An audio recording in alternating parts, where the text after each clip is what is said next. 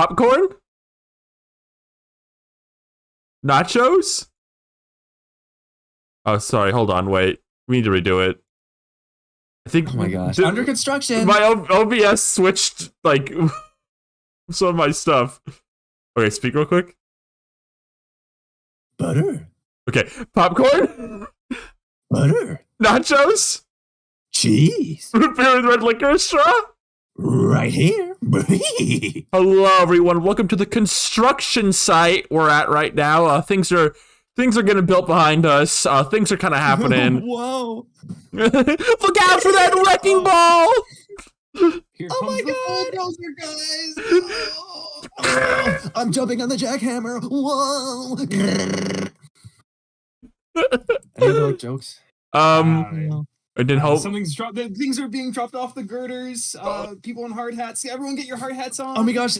A big gorilla jumps on the top of it and like drops a bunch of thingies, and then it zooms out and it looks like Donkey Kong, and then I have to climb to the top in like an epic retro reference. And then like the little baby characters walking across like the grader, and like the screws fall off, and it keeps dropping things on like the character chasing the baby's head. And then there's like beautiful rotoscoped animation of the girder swinging around. I'm Ryan Rippity. Who else is here? Hi. Hello. How's it going? It's me, Rosa. I'm dropping the hammers off the girders. Don't look out. Let them hit you. Insurance will help you. Okay, so we got Rosa, and then we got me, Seep. I'm the third. And who's our special guest today? We have a special guest every week. Of course. Hey, it's me. Obligatory Nintendo reference because I'm here. You fill out the bingo card. Oh my gosh. Returning champion. Shadow Fork hot dogs. Hey, you heard about Precure? What's next? Hot What's dogs? next? What's next on the thing? Yeah. Shut up. Hot dogs. Wait, I think that's on my soundboard. Hold on, give me 1 second. Why is it locked? I'm not here to promote safety. I'm here to promote violence. You doing okay, Steve? Are you finding your hot dogs? Hot dogs. We love to hear that. Okay, so what's going on here in this special week of the podcast? I mean, I thought we just finished our season finale like 3 weeks ago or something. Yeah, that's what I thought. We're back already? Yeah, we're back already because so something huge happened. Hitpig came out. What did? Hitpig? Hitpig dropped? Hitpig dropped, and we forgot to talk about it. And like, we can't. Yeah, Hitpig's been out for some time now. Yeah, we just haven't gotten around to it because we knew that if we were going to talk about Hitpig, there just needed to be no other news discussions getting in the way of that. Mm-hmm. And we finally found a moment. Nintendo is here because I know you've been dying to talk about it. I have. I requested actually that I be on the show. You're preparing like a. Yeah. I remember that. That was like one of your conditions. Like if I'm back on the show, I want to talk about Hitpig. That's a genuine. Yes. That's real. It is real. It is real. It's because someone posted in the little server where you guys play on the podcast. Someone posted the trailer for Hitpig, and I noticed that it was I don't know. I was drawn to the fact that it's a David really Weiss good. movie. Yeah. Oh, and it looks great. But no, I just think that the David Weiss feast. How do you pronounce his name? I should know. David Feastable. David Feastable. Yes, that's right. Yeah, because he's the creator of Cow and Chicken. Directed one of the open season movies. So Only one of them. Esteemed name. Only one of them. It was like the directed. It was like the third one, right? Like the directed DVD, like reboot. I'm gonna trust you. I'm gonna trust you on this one. Okay. Well, I think you're also forgetting. Relative. You're forgetting to mention. Oh, okay. I was gonna talk about you and Friends, but I guess I gotta mention that. Yes. I am technically like family. I have family connections to the director of Hitpig, David Weiss. Oh my gosh, so do I. My sister's husband's uncle is him. Yeah, so there's just a lot of like connections going on here. There's a lot, I guess, riding on this discussion. If you clicked on this and you're wondering why the heck are they talking about Hitpig from November of 2024, I think is when it came out. I've met him before in real life, by the way. I don't know if I've mentioned this. I have met him before. So that's how you even found out about Hitpig to begin with. We talked about we talked about how working at Illumination's really nice, and that he was working on a SpongeBob thing. I don't know if that's public knowledge, actually. Oh boy. Yeah, it came out in November. Yeah, I'm right. I can't believe you're getting him in trouble, Ryan. Oh no. No. Yeah, I don't know if you should have said that on our big Hitpig show, because a lot of people are going to be watching this. He's going to be watching this. A lot of people are going to be looking up Hitpig on YouTube, finding this as the third result. Like 10 minutes ago, which is very impressive. This is going to be one of the top Hitpig reviews. So get ready, everybody. Yeah, look out, Adam. Have enough people like poured in yet? Are we like ready to actually get in? I've been dying to talk about Hitpig because we've all seen it. We've hit another record. I think this happened on our last podcast. What was it that we watched last time that all of us it was Anton Blast. Yes. So this Anton Blast. You're getting yet another podcast where every single person involved has actually seen it. So we're like locked and loaded. This is what we're made for right now. We watched the Hitpig podcast. Yeah. This is another Flavor Flav and David Feiss crossover movie. Second time they've worked together. Do you think sorry, we need to actually like talk about this before I mention this, but like now that we're in it, do you think like David like messaged like Flavor Flav and like, hey, remember we did that You and Friends thing together? Did you have fun? You want to like do another thing with me? Was that okay? I think they met through that and they've been friends ever since. That was 2012, so this has been like a 12-year reunion in the making. Yeah, no, I think maybe this is how even Hitpig even like came to be. Like we were just shooting ideas and in the email chain, and we came across this idea called Hitpig. All right, isn't Hitpig based on a book? I was kind of doing some light Hitpig research. I don't know. I know that it had a different director at some point. It is. It is based on the book Pete and Pickles. Really? This looks very different from Hitpig. Put a picture. He sent a picture of this like book in the Discord.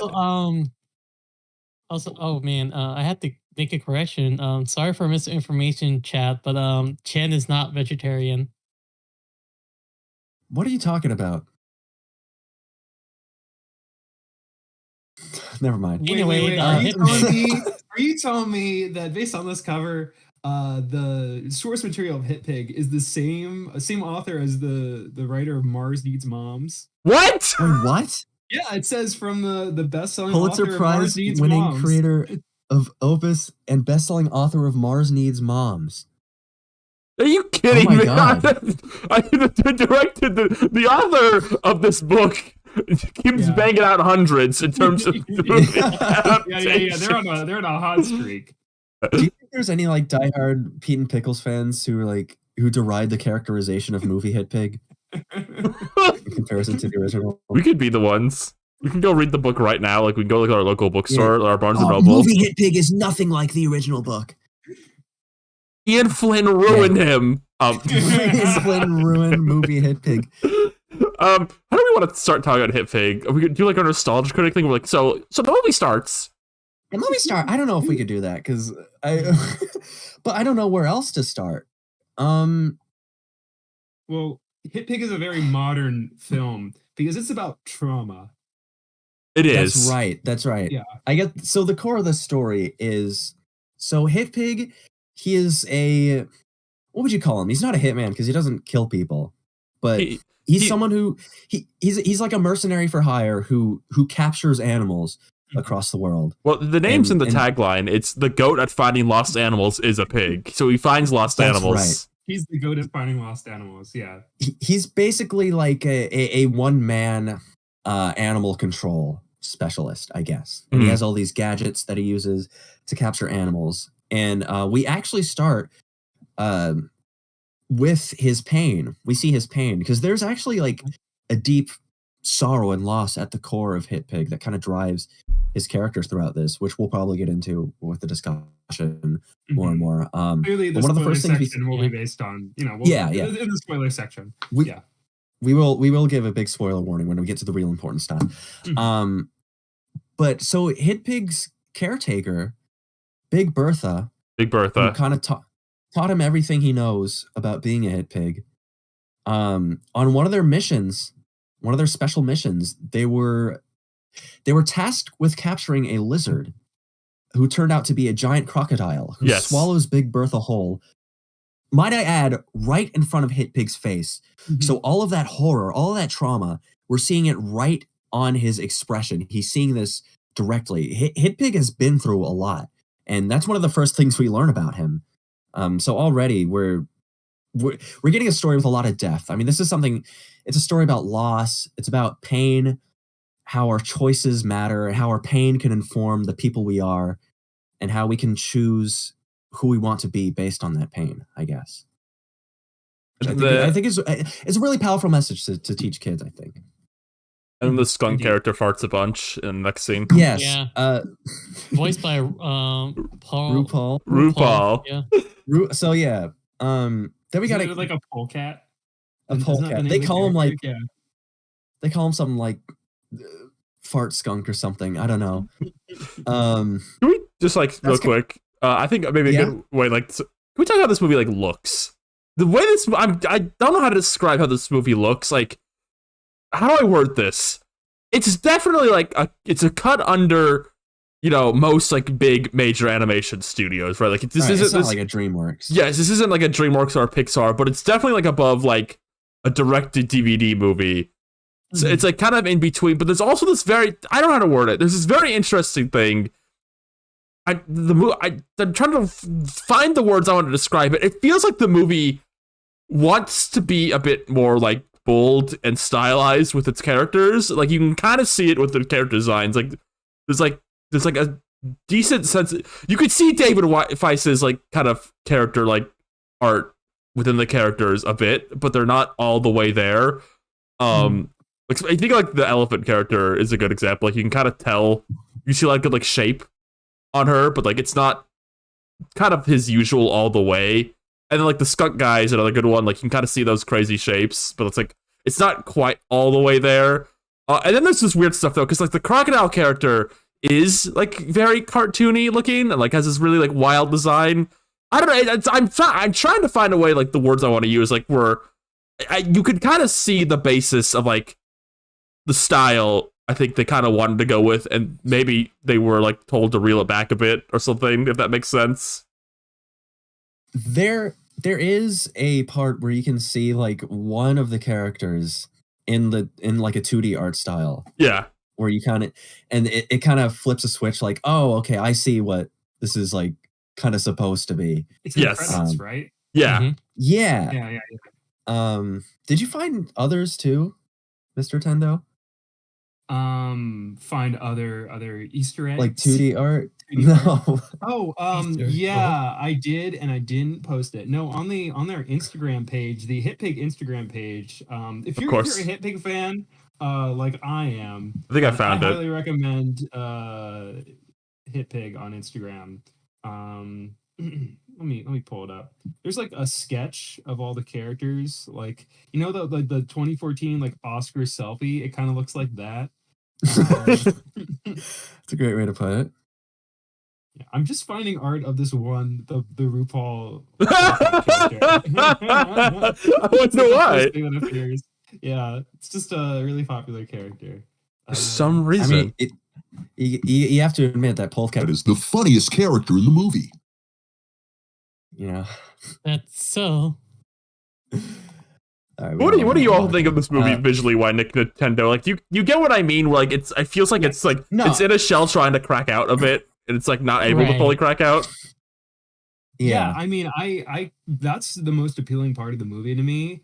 That there's a lot of just interesting things going on with the visuals, where it is I feel like what they're aiming for is they're trying to hit the Illumination safe standard animated movie where there is a little more cartoony energy. I thought that the environments look good. There's like They go to a lot of I places don't- in this. Yeah. I don't know how to Yeah. describe, but it has like a bit of like a cyberpunk influence. Where No, when- yeah, yeah. We Oh, we kind yeah. of joked about this. There's a scene near the start of the movie. Like Hitpig has a van, but it's not like a normal van. It's like this sci-fi hovering vehicle kind of thing. And we did joke, like, there's a scene where he's in it at the start and he's like cooking an omelet. That's a special like dish. I don't know who mentioned. Did you say this, Nick? That it looked like an I said it, Overwatch like yes. character cinematic? Yeah, it looks like it's Overwatch introduction. Listen, Whatever- nothing whatever can they beat are, yeah. nothing can beat the turbo taco scene. The, Oh my oh, god, the two yeah, taco no, was this really good. this trounces the turbo taco scene. I would eat that Hitpig omelet. I would. Mhm. I would destroy Hitpig omelet. It's a core part of his character. We'll get better than this. It is. He makes an omelet at least 3 times in the movie, I believe. Mm. But no, yeah, I think he could be like a hero shooter character. Like, look at that character design, people. Am I onto something, people? He's a bit. You could definitely see him. He's a bit beyond good and evil from Ubisoft. He would be Okay, he would be like okay. he'd be like in a Ubisoft hero shooter. Yeah, you're right. I could see like a third person over the shoulder perspective of him running around a map while like a bunch of other characters were like flying across the screen. I and he's, mean, like, he shooting does a have a weapon. gun. He does have He a does- gun. That He does have a gun. Yeah. If anything, he could be like. It could be just a single player game where he uses like his gun to get through obstacles. Hitpig. Oh man, this is the kind of movie that needs a Wii game to accompany it Right. with like You- Oh my gosh, you could like point Yeah, in the yeah. screen to catch You like put it- yes, enemies. Yes. oh my god. We won't support. So I would love a playable version, of that opening set piece. Because the movie does start after that little introduction, we do get a sort of an action set piece of this polecat he's being kept in a research facility. Mhm. And we kind of see the origin of how he gets his special power. No, it's a cat. No, a polecat. It's a what is a polecat? It's a weasel-like creature. A weasel-like creature. Is that? Oh, I don't know. It okay. looks kind of like a weasel, you know? It's a Is that common like- name for several mustelid creatures. So it's not even like a specific species. Okay. It looks like a ferret. Yeah. Is that Okay. why RuPaul took? Is that why RuPaul plays with this character? Because like Paul Cat, poor Paul. That's terrible, Rosa. You shouldn't have even said that. That's nothing. She That's might be all right right. though. It She is. might be right. What do you mean? I don't know. I could see that you're like, hey, wait, this could be a funny celebrity opportunity. Well, okay, so Polecat licks this special Master Emerald, and it gives him radioactive powers, and he escapes from the facility in a big pink explosion. And that's when Hitpig swoops in to capture him.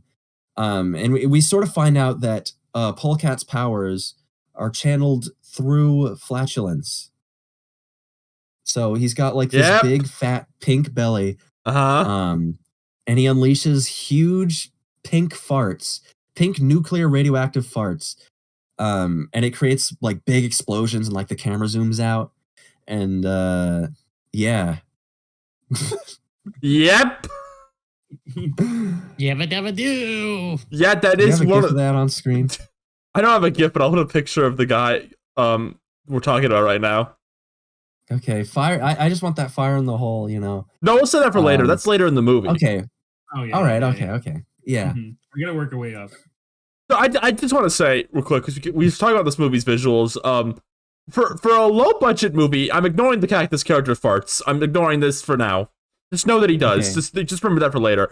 For a low budget movie, not low, but like a medium budget movie, they Yes. go to a lot of places in this movie. Like there's a lot of like different environments and locations, which is surprising to me. It's one of the hallmarks of like these kind of maybe lower medium budget like animated movies, like CG especially, is they don't go many places in them usually. Like I'm thinking like the Bobblehead movie they did. Not this studio, but like that just exists. That whole movie's like in one house. Like just one house the entire time. They don't go anywhere else. Right. But they go a lot of places in Hitpig. They go to like a hot air balloon place. They go to like a bunch of different cities. They go to like the middle of a desert. They go to Right. they go to space. There's a lot of like scenarios and locations in Hitpig, and I was very surprised like how often they go. And it's like every few minutes they're going to somewhere new, and like that are fully like modeled, detailed sets. The movie kind of moves kind of fast. Yeah. I don't remember if it was like Ryan or Seep, but someone was saying that things just kind of happen. Yeah, no. In the movie, yeah. Mm-hmm. The movie's plot just kind of happens at times. It feels like I don't know how to explain that, but like. Like, oh, well, there's the elephant. She's walking off. Okay, she's doing some things. Okay, now we're over here. Yeah. Oh, she wants to go there. We should probably give like a generic plot summary of what Hitpig's mission in this movie is. His mission to capture this elephant for this strange man. Yes, the Leaping Lord, voiced by Rainn Wilson, is kind of the main villain, and he's hired Hitpig to capture his escaped. He comes. Does he? Yeah, he does. Is that, am I forgetting an element of Hitpig? What do you do? No. He's a very rich guy, right? I think so. I mean, yeah, he gives Hitpig $1 million, so I assume he is. Oh, that is true. Like a large. Okay, I think I'm remembering. There is a scene where you've seen his. Yes, that is right. He comes from a lineage of animal performers. I remember that's coming back to me. So basically his circus elephant, who he is very abusive to, manages to escape. And so it's Hitpig's mission. Yes. Do the dogs escape? I think his dogs. No, the dogs. He hangs onto his dogs and they save him. Dog characters. Yeah, they're like poodles or something. Yeah. Okay. There's something.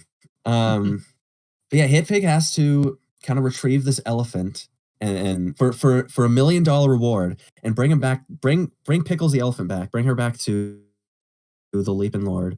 But unexpectedly along the way, perhaps Hitpig forms a special bond with this animal character, and maybe he's rethinking the way he's been doing his job. I don't know. Yeah. So now that we moved on to this elephant character, so who is the main kind of character throughout the movie, Hitpig is trying to like get back. I want to talk about this. This movie has very confusing rules about the animals in this world and how sentient they are. So like I can buy like Hitpig, right? Being like a guy who can like walk and talk. Hitpig's pretty much like a human as a pig. It's not very hard to like buy that like he can speak and talk. But like all the other animals are like just animals, and they're a bit like it's a bit confusing if like everyone can understand them or not. I think because the koala's in a bar, and there's a koala character he's trying to catch at some point, and she's at a bar, and I'm not sure if the other characters understand her. But then there's like another human girl who can also, I think, understand the animals too.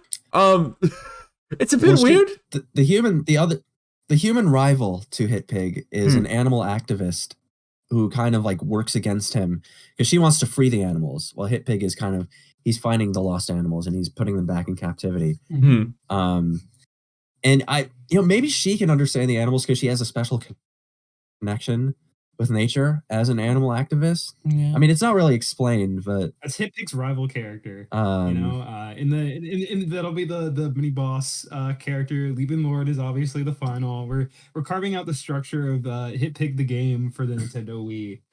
Okay, but there's also definitely one. Yeah, wait, hold on. I need to talk about this. I just realized I need to talk about this right now. Actually, sorry to interrupt. Okay, so there's a chicken. Adding to the animal talking discussion in this movie, there is a chicken character in this movie, voiced by Charlie Adler, who's the star of his own show.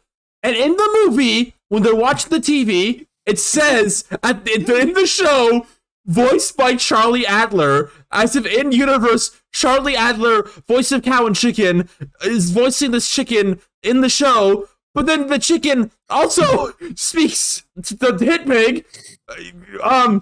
Okay, Ryan, you're overthinking this. No, I don't want to know. Can the chicken speak or not? I'm trying to remember anyone speaks to the chicken. Here's my thought on his it. name. I just think it's basically that Terrific Tyreek video. It's just like it's whatever to them. I don't think it really matters because Hitpig is already just like a hitman for hire or whatever. Or I think the Hitpig. movie wouldn't work if what's the elephant? If Pickles was understood, if the Leapin' Lord could understand Pickles, Yeah. because that's the only relationship that requires an animal and human to not understand each other. Oh, and the janitor. See, And the kindly janitor. We forgot to talk about him. I just, maybe we it's can just, get to him. it's like it's so funny because it doesn't matter, right? Like it doesn't matter, like the status of these animals, No. like if they can speak or not. But I was thinking about the entire movie, like what is the status of these animals, like speaking? You're just one of those snobby critics who just can't just enjoy something for what it is. You have to overanalyze everything. Mhm. Oh man, no, Yeah, I see, think Ryan, I think it is. Sorry, go ahead. No, I just think it's the section that you have with animals. I think you can unlock the ability to communicate with them. I think come Hitpig 2, maybe the janitor character will be able to understand the animals. Because he kind of he does a lot of good. He's the good one. He's one of the good ones. He's one of the good ones. The human janitor man. Charlie Adler voices like 3 characters in this movie, I'm pretty sure. He voices the chicken, the lobster, and I think he voices at least one other character. He's the guy at the Arctic base at the beginning. Yes. Yes. Yeah. And he does I think he does like a news bulletin voiceover at some point too. They're making good use of his talents in this one. Mhm. David Weiss called in all the favors. You got Charlie Adler, you got Flavor Flav, you got everyone. That's right. You guys have to explain the Charlie Adler Flavor Flav relationship. Okay, yeah. So David Weiss is Weiss. the Weiss. I keep thinking Weiss it's is the Weiss. character from Ruby. Yeah. David Weiss is the creator of Cow and Chicken. And then Charlie Adler voices Cow, Chicken, and the red guy. So there's that connection. And then Flavor Flav. This is like a whole now story to tell. So there's a property called Yoo-Hoo and Friends. I believe it was a Korean show originally. Yes, it was a Korean show about very, very like cutesy little baby animals. You think of like an air something like on the Hub is the best way to put it. You just looked at it. And when they were bringing it to the West, when they were adapting it to the West, for whatever reason, I don't know why, they asked David Weiss, "Hey, you want to adapt this?" And so the American version of Yoo-Hoo and Friends is a mixture of new animation from him mixed with like dubbing over the original Korean animation, and this includes inventing a new character. You can really tell just looking at this image I'm gonna put on screen which character David Weiss designed. The new character named Father Time. And he's voiced by rapper Flavor Flav. And he turns like 5 evil executives into these cute cuddly creatures. And that's the new story for the American version. This is the whole thing. I feel like someone needs to make a video. I'm very eager to talk about this. Somebody needs to make a video on this or something. Because I can't believe nobody's like talking about like how insane this is. Like, oh, here's our cutesy little mascot, like plushy, like marketable little baby series. We're gonna bring it to the West. Hey, Cow and Chicken guy, can you adapt it and put like all your weird cartoon guys in it too? You're the voice of our people. Could you do this? It has such a parody vibe, an abridged vibe too, because like it doesn't even use like the original dialogue. No, it just like dubs it over. It's because all the dialogue from Yoo-Hoo and Friends and Small Animals has to be changed to acknowledge the fact they're all like 40 to 50-year-old business people who got turned to small little animals. Anyways, back to Hitpig. Yeah. Anyway, I kind of want to keep learning about this, to be honest, because I've never heard. I somehow have never heard of this before. Nobody has, and I feel insane that I'm the only person. I feel like I know. Is great. This poster you posted is truly great. It's like me. I inserted my own original wacky character into like the preschool cartoon. It's like there's more the there's more characters who appear like in the Father Time like animated segments. Like there's a bunch of just very Feist-looking characters, and they'll all be like next to the You and Friends, like adorable little like mascot characters, and it's just so funny to me. Somebody needs to, some like notable cartoon YouTuber needs to talk about this. I can't be the only like person in the world who has the knowledge of You and Friends. If only we knew someone who did reviews, countdowns, and top 10s. Well, unfortunately, I'm working on I got to talk about Mr. Bertram instead of this in the next video. So, okay. You know how it be. Yeah, you understand where my priorities are. Yeah. I knew about it, Ryan. Thank you. I'm glad somebody did. Gotta keep the bread wheel running. Mm-hmm. Yeah. But anyway, you want to keep talking about You and Friends? I mean, Hitpig. No, I meant Hitpig.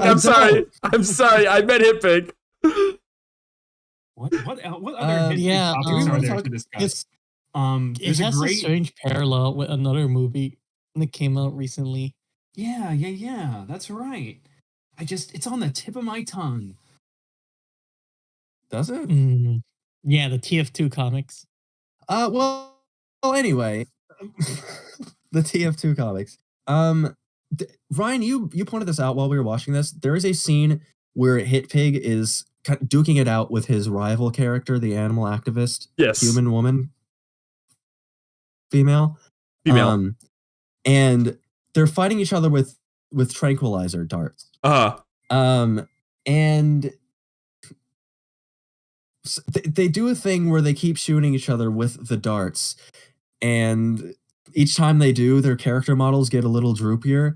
And you kind of mentioned that, like, a lot of like CGI movies do this right now, and I think you were on the money with that. Like, I think I definitely know like a trend in 3D animation. Despicable Me did a scene it where the characters go limp and 3D droopy. They did. Despicable Me did it fairly recently. I swear there's more though. Yeah. I feel like Hotel Transylvania did it at some point. I need like proof that it did it. I definitely know that Spies in Disguise, the Will Smith movie where you turn into a bird. There is a scene where that happens to one of the characters in that movie. Mm-hmm. He's like a big sumo wrestler guy or something. Yes. He turns into jelly. Yes. If anyone in chat knows any other like CGI animated movies where there's a scene where people's bones go limp and they turn into like flowy, like fluid animated jelly, please add some more to the list, because I think that is true. Because I think it's just kind of a fun thing to do with 3D animation.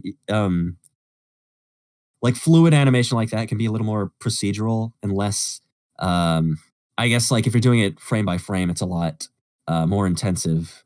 You know what I mean? Okay. Yeah, no, I get you mean. Like Monsters University almost has a scene like it. Like almost. Not quite. Like they're going through like that spike thing, and like they get a little droopy, like and like puffed or something. Puff. You want to talk about this real quick? Also, we need to talk about this movie's use of pop music real quick. Like use of like pop culture music, and it's all very funny because it's all like super like surface level. Like the one that made me crack up is there's a point in the movie where he's like trying to get a lobster into like a boiling pot, and they just start playing Rock Lobster. And I was like, all right, man, all right. Yeah. Oh my god, just like from Family Guy. Remember? They did like 2 renditions of like Rock Lobster. I think so. What other songs are in this movie? Like it just every time they play a lot. Like they definitely play a lot. And every time it happened, it made me crack up because it's always like very basic music. I don't know how to describe it. It's very basic. Some hits include Born to Be Wild. Yes. Walking on Sunshine. Hit Me With Your Best Shot. I bet that plays the fact that you remembered all of these. Oh, I have the. The fact that you remembered all of these is sorry. Oh, okay. I cheated, guys. I didn't remember. Like, all this completely justifies. Rock Lobster isn't even. Oh, it is on the list. Man. Okay, it is on the list. That's good. I'm certain Hit Me With Your Best Shot happens when they're fighting in a scene. Mm-hmm. They're trying to hit each other. I do like at the end in the third act finale. Speaking of fighting, the characters all get like assigned enemies to battle. Like isn't Hitpig is fighting the Leaping Lord, and Of course. isn't the koala fighting the giant crocodile or alligator or something? Yeah. I thought those were like interesting pairings. Because especially like the koala, because that character has never had any interaction, or like they've never been like, I really want to beat up that crocodile and or alligator.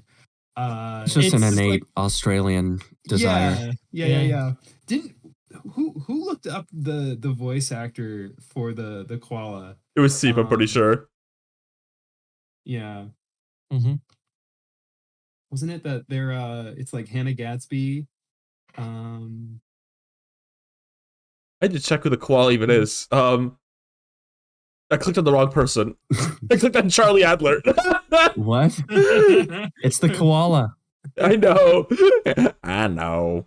Yes, the person who voices the koala in this movie is non-binary, uses they/them.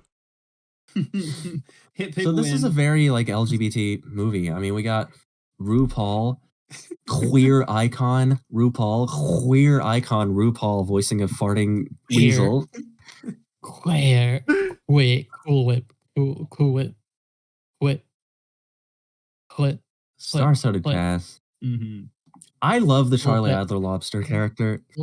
All of Charlie Adler's characters in this movie are so like he has such funny voices for them. He has great honestly. voices. I love Supercock. He has a very like overconfident by his actual name. Isn't that his name? It's super. It's me, Supercock. That's what it says in the movie, right? Yeah, no, I'm sure. No, because the thing is, if his name was Supercock, this movie would have like been all over like in like social media. I want to clip the part where he goes, "I'm Supercock," and this would have been like this movie's entire marketing. And it would have been like, it's gonna be just like how, when Cyberpunk 96 whatever came out, and then like each time like, what was his name? Keanu Reeves' character says "come." They just say he said "come." I think they're gonna say like the Scoob Dick moment where he just kept going Dick. There's like the clip everyone shared for the movie. Remember the Mario movie trailer when Peach said Bowser is coming? Oh no, I don't. That was so funny. Oh, tell me more about it. Well, that happened. Okay, that happened, and people thought it was funny. Oh really? Why? Can we post this image of Supercock? They show him from behind at one point. Oh my god. He has like a special valve below his tail. Which we later find out the functional use for that valve. Which you're not going to explain or go into at this moment.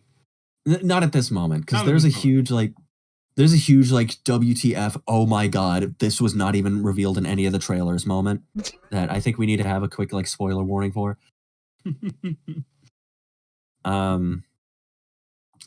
What else do we have to talk about? Let me see what I wrote down about Hitpig.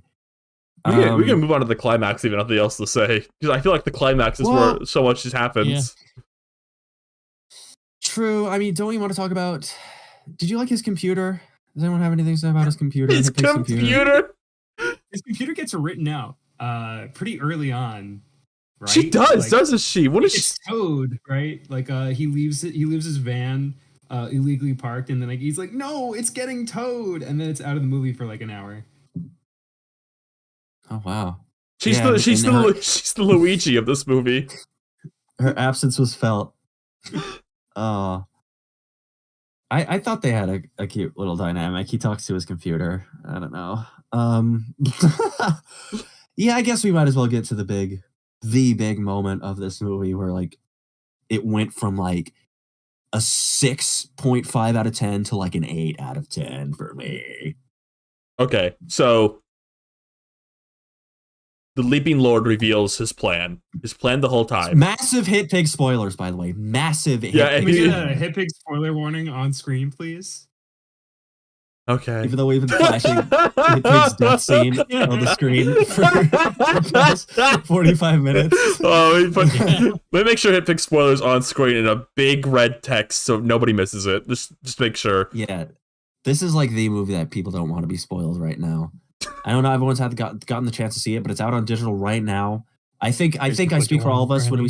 say we can fully heartily recommend Hitpig. It's a great movie for families, friends of families. It's just gonna be a fun time. I mean, Cousins. I would Count say, Chicken would Head. you say it's the funniest movie of February?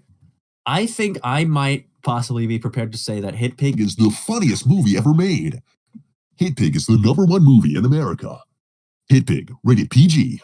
All right, Hitpig spoilers is on screen in big red text to make sure nobody gets spoiled.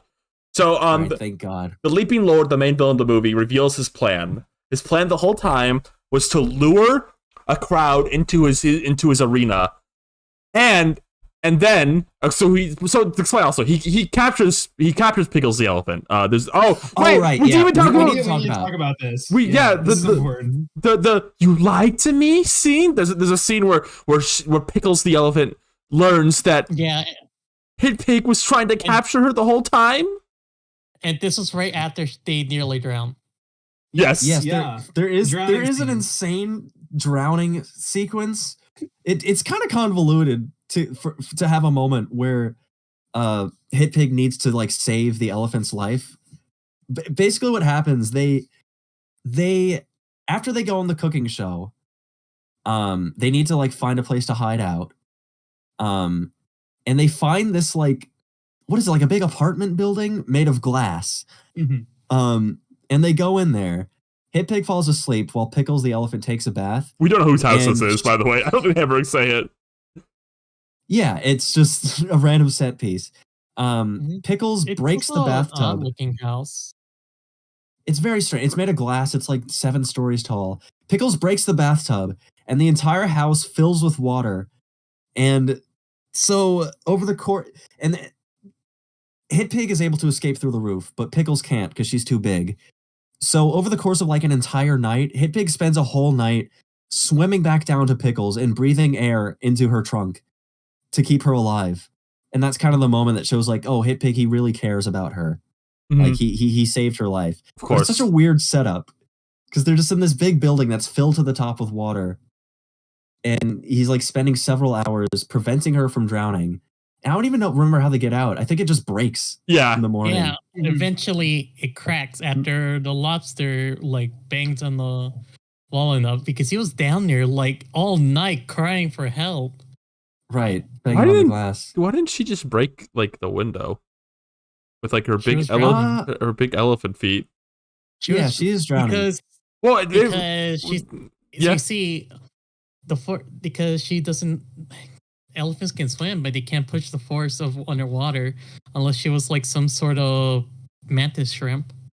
That is kind of scientifically accurate. I think a just- lobster is more suited to break glass underwater. I just feel like I don't know. She could have like slammed like her foot into the glass and it Oh, probably freaking would have broke. CinemaSins over Thing here. is, her body wasn't built for like pushing high force pushing underwater. Right, and she was like like mantis unconscious shrimp. for several hours too. Yeah. She probably has brain damage from that. Okay. like carbon dioxide poisoning or something. 'Cause for like 8 hours straight, Hitpig was keeping her alive by breathing into her trunk with his nose because their trunk and his nose are the same shape. Hmm. That's very important actually, because when Hitpig first meets Pickles, that's kind of what they bond over. Like she thinks he's like a weird elephant because their nose is the same shape. They're perfectly matched for each other. But yes, right after Family. this epic scene where she's about to drown, Oh, God. the Leaping Lord shows up and with the money Oh, God. Hitpig is owed, and Pickles realizes the whole time Hitpig was trying to kidnap her to take her to the Leaping Lord, No, wait, Pickles. It's different now. It's not like that. but she doesn't want to hear it. She doesn't want to hear it, and She doesn't want to hear it. She just wants to get kidnapped. She just wants to get kidnapped by the Leaping Lord. She doesn't even care what happens to her anymore. That's not what happens in the movie. Okay, all right. Okay, let's be fair. What happens in the movie? If we wanna Nintendo? get You were very technical, impressed. You were I very impressed with how I- they executed this moment. I thought this scene was actually pretty well written. No. here's what this is the Rashomon moment. Here's what really happened.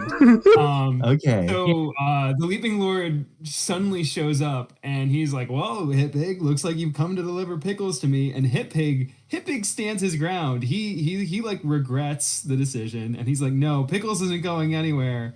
And then the Leaping Lord brings out the trauma crocodile or whatever. The trauma dial. the trauma dial, the traumatized Hitpig.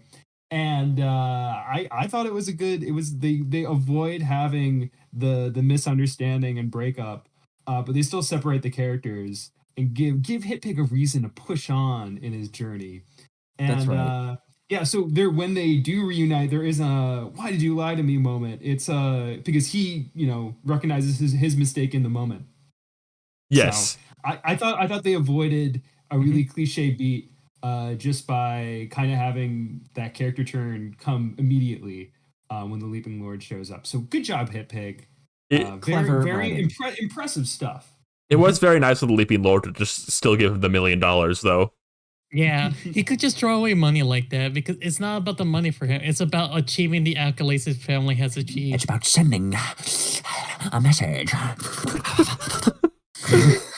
The freaky Joker be like, Who actually takes the money? Does the lobster take the money? I think Because Hitpig's like, no, I don't want he- this money. they took the money anyway just so I think they used it to help achieve a goal. no. He takes it and then he uses it to like buy pay for like the chicken to show up. Right. That's what they say. Oh, okay. That's what happens. That's right. But yes. So the Leaping Lord, after he finally gets his elephant back, reveals his master plan. His master plan the whole time was he built his arena into a rocket, and he lures is a harsh word. He brings people into his arena without telling anyone what's going to happen, which is that he's going to launch the arena into space. And the arena begins launching into space. I got a picture of it right here. Oh, sorry, wait, actually, wrong image. Let me get the right one on screen. Ryan, please. Sorry, my mistake. This is a very serious movie.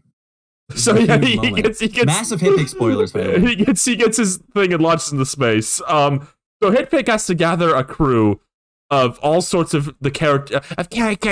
People Within they met throughout the movie. yes, with all his friends. As they all come together and he tells everyone, "I'm sorry, I'm a big idiot. Let's do this and save one less animal." And then all the animals that he's captured get to punch him at least once. That's also what happens. So yes, he makes a crew of all the animal characters throughout the movie, and also his rival human character, female character. And they all team up to go save Pickles the elephant. And everyone gets to use their skills in this final scene, which is great. The lobster uses like his claws to kind of like sip really fast and make like a big like cloth to like make them fall slowly. Hitpig uses all his awesome skills like to jump around and catch things. The koala fights the trauma dial, and then RuPaul. What does the polecat do? What is RuPaul doing in this? All of this? Oh, he has the most important job. So really, they get into space. So they get into space, and they quickly run out of fuel, and they go, "Oh no, what are we gonna do?" And then RuPaul's character says, like, "Don't worry, guys, I got this. Give me the chimichangas." And the second he says that, the path becomes clear. And then he puts his butt in this like tube and begins farting. And he uses these propelling farts. Yeah, farting with enough nuclear force to blast Hitpig's van through the vacuum of space. And what because it's like nuclear. And what is the most viscerally animated scene in the whole movie, mind you? Like, I'm putting this GIF on screen. Just look at this. Look at the tummy gurgling and like the chunks going through the tube. It's supposed to be that he's farting, but it looks like he's taking a big fucking shit And then it cuts to the outside of the ship, and you see his stinky purple gas coming out, implying that it's propelling the ship. And that's what he does for the final battle. And then later in the final battle, they go, "We're running out of energy." And he goes, "Quick, more chimichangas!" And then he eats more chimichangas so he can super fart better. Great. Why does Hitpig have that tube in his van? Why don't you? What is he hooking up to that normally? From the inside of his van. This is an asinine invention. But I guess it worked out in the end. Yeah, I'm just looking at this GIF and I can really tell they put their whole ass into animating this scene. They sure did. Oh, they farted their whole rear into this. They sure did. We also need to mention Supercock has joined their team. Yes. He's an in-universe TV star, but he's also an actual superhero. He mentions his like super suit is like welded onto his actual body, which is kind of disgusting. But they use Supercock to guide the van like a big Rudolph reindeer, which is pretty awesome. Great use of his cloaca flap. Yes. I'm pretty sure he's using that to rocket propel himself. Yeah, so we get this awesome like space final battle set piece. Looks really cool. I don't know where I've ever seen something like that in a movie before. It was really like, unique when they open up the hatch that starts sucking the animals out of the space station and into the black void of space. Yeah, that was a pretty chair gripping scene. If I had to call it something. Do we want to? Something else happened with some of the characters. Yeah, I was gonna say. So when the leaping lord begins rising the stadium into the outer space, and they start losing gravity. There's two older ladies in the audience, and their saggy breasts begin to levitate upwards. Can you repeat that? I want to make sure that everyone knows that what you said is what you actually just said, and this happens in this movie. These older ladies, saggy breasts. These older ladies, they're saggy breasts, like they're on their chest. Yeah. Yes. They begin due to the anti-gravity, their boobs like lift up from the lack of gravity, and they high five each other. You kind of got into a bit of like a Pop's voice when you're talking about the saggy breasts. When they're saggy breasts. Oh. And yeah, then the final boss happens. See, can you explain and then a bunch GIFs? of other stuff happens. Yeah, can you explain these GIFs that are on screen? What these Hitpig gifs? Yes, these Hitpig GIFs. They're official, right? What do you want me to explain? Well, if you go on Tenor right now, you type in Hitpig, you can post these gifs on your Twitter, on your Discord, wherever you have a GIF keyboard feature. While we watched this movie, I noticed that there was actually like a severe lack of these. I feel like this is a prime movie to have these kind of GIFs, because a lot of movies have this sort of thing now. You have the movie's logo on the top left, and then like very like memeable, reactable, gifable moments turned into GIFs to share and kind of serve as promotion for the movie. A favorite recent example of mine of a movie that does this is Red One. Yes, of course. I love me some Red One GIFs. Classic. Yeah. Let me post my favorite one. We gotta do it. Yeah, I think we're gonna do it. We gotta do the thing.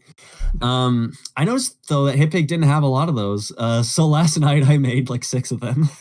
So these are all GIFs that I have made and put the Hitpig logo on, and I've uploaded them on Tenor, and you can use them. What happens at the you don't end even have of to this? credit me. What happens at the end of this GIF? Oh, yeah, don't post that one. I didn't realize. Wait. Let me just Hold on. Hold on. You need to get. Oh my god. Let me just explain what Nick said. I guess it should go. Okay. So Do we need to talk about this? I guess we need to talk about this. So So Okay. I'm sure a lot of people have wanted to post the Arctic Dogs when that cold brew hits meme on Discord. As a classic example of the kind of gifts that used to promote animated movies. I didn't realize that the one specifically that I used. Do I have to explain? I guess I'm in too deep. Yeah, that's what I said. Like, do you want to start explaining? Yeah, I mean. No, wait, Nick. I can help you out here. Oh, great. So at the end of the GIF. Oh fuck! I deleted it. Okay. You deleted it? On. No, wait. I unfavored it back. So don't worry. 9. Oh, there it is. 11. Yeah, that's what happens at the end of when the cold brew hits GIF that I posted. And the crowd went wild. Okay, moving on. Yeah, moving on. Those are my Hitpig gifts. Feel free to use them. Feel free to like caption them in like mimetic fashion. Nick, you know how you mentioned like Aquafina as like explanation when like remember when they make like a Titanic movie, but they said like in the beginning it's like, oh no, that's not true. No one died in the Titanic. It was all misunderstanding. The what? Yeah, why did they do that for? Yeah, remember there was like an animated Titanic movie about the like, animated Titanic movie where like a giant like octopus saves them all. Yeah, but like news say, oh, people still died in the Titanic, and then like the Grand Peppy Mouse says, no, that's a misunderstanding. Imagine someone like made an animated movie with the 9/11, and like the octopus character is voiced by Aquafina. What? So there's still an octopus in this movie. There's still an octopus that somehow prevents 9/11. Okay. Yeah, it was in like a fish tank in the tower. I mean, that is a worthy query to wonder. I think people there is like isn't there like a pretty big YouTube video about this? I've watched it at least, talking about like when we are getting 9/11 movies because it hasn't really happened yet. We've gotten like a few. I mean, yeah. What's that one with like guess, Robert like, Pattinson? It like zooms out the camera at the end. He's like in the Twin Towers, and that's when the movie ends. I guess really something that really goes in on the level of like Titanic, where it's sort of treated as like a historical event, and it's the whole movie is kind of about, I don't know, telling a story while also documenting what happened. Now, I think here's the thing. I don't think 9/11 will get something like that, especially right now. Sorry. Why are we talking about this? Are we supposed to do the climax of Hitpig? That's why I said we don't need to talk about this GIF that Nintendo posted that we're not even going to post on screen because we can't show that. We need to talk about the climax of Hitpig right now. We're talking about the gopher farting. Now we need to talk about what else happens. We didn't talk about the epic possum character. Remember that? Okay, right. There's like an epic possum when they land in Australia when they fall out of the airplane. Do you remember that? There's like a possum, and you're like, I hope that possum shows up again. Oh, yeah, the little minion. All for their movies. I'm out here. There's like a little epic possum character who talks in a little tiny minion voice and doesn't speak English, but we're like, that character's so great. It has a dance scene with Pickles the elephant. They're like dancing by the moonlight while Hitpig is watching them. It was so cool, and that possum never shows up again. They just say goodbye. That's like the one animal that they're like, all right, we can just leave you behind. I guess he wasn't like in peril or anything. Like, he didn't need to be brought along. That's where he lives. But what happens in the climax suicide? I was so focused on the farting. They do like a Madagascar 3 thing. Yeah. Where so basically the Leaping Lord is like, oh, we're having this big outer space show. I'm gonna do some anti-gravity tricks with my colorful poodle characters and my elephant. And then Hitpig's van catches up to the big space station, and sort of locks in the hatch. And then all the animals go in, and the animals start fighting the Leaping Lord and stuff. And then like a hole opens that starts sucking everything through. We did mention that. Yes. I don't remember how the hole forms. I think the Leaping Lord opens the hole, I want to say. Okay. The Leaping Lord opens the hole, fire in the hole. And it starts sucking everyone out. Leaping Lord gets sucked out with his pet crocodile Fluffy. Not before, I should mention, an epic like stylized Spider-Verse style shot. That is the only one of its kind in the whole movie. Yeah. where like Hitpig's like flying towards the crocodile, and it has these like really stylistic comic panel motion lines going behind him. That was pretty awesome. That was exactly the touch of style that shows why Hitpig is the future of animation. This is like he's peen. He's hit. Sorry, I'm gonna screen cap of this. This looks like a sequence from the intro of like a Fanboy and Chum Chum type show. Wow. This is a Fanboy and Chum Chum shot. It kind of has the same energy as like when Poe's running away from Shifu. I was gonna say they do a lot of like stylized motion line stuff in Kung Fu Panda 4, and they stylized not much else in that movie. Oh yeah. In the budget. They didn't have like the program that allowed it to be. yeah, they didn't have the stylized program that they used to create bad guys and Puss in Boots. They didn't install Spider-Verse.exe. Yeah, they didn't plug in the Spider-Verse USB stick to make the movie 10% better. So a bunch of stuff starts happening. Everyone's getting flung around. Then Pickles is about to like fly out into space. And then Hitpig does something to save her. And then Hitpig himself gets flung out into the void of space. He's saved. Granny. He saved. This is what you want, Granny. Her name's Big Bertha. He manages to save Pickles, but he's gone. He's floating out of the void of space. Yeah, there's a beautiful, touching like reprise of the moment where they're sharing their breath, where Pickles, she kind of plugs the space hole with her giant booty, and so her head is sticking out.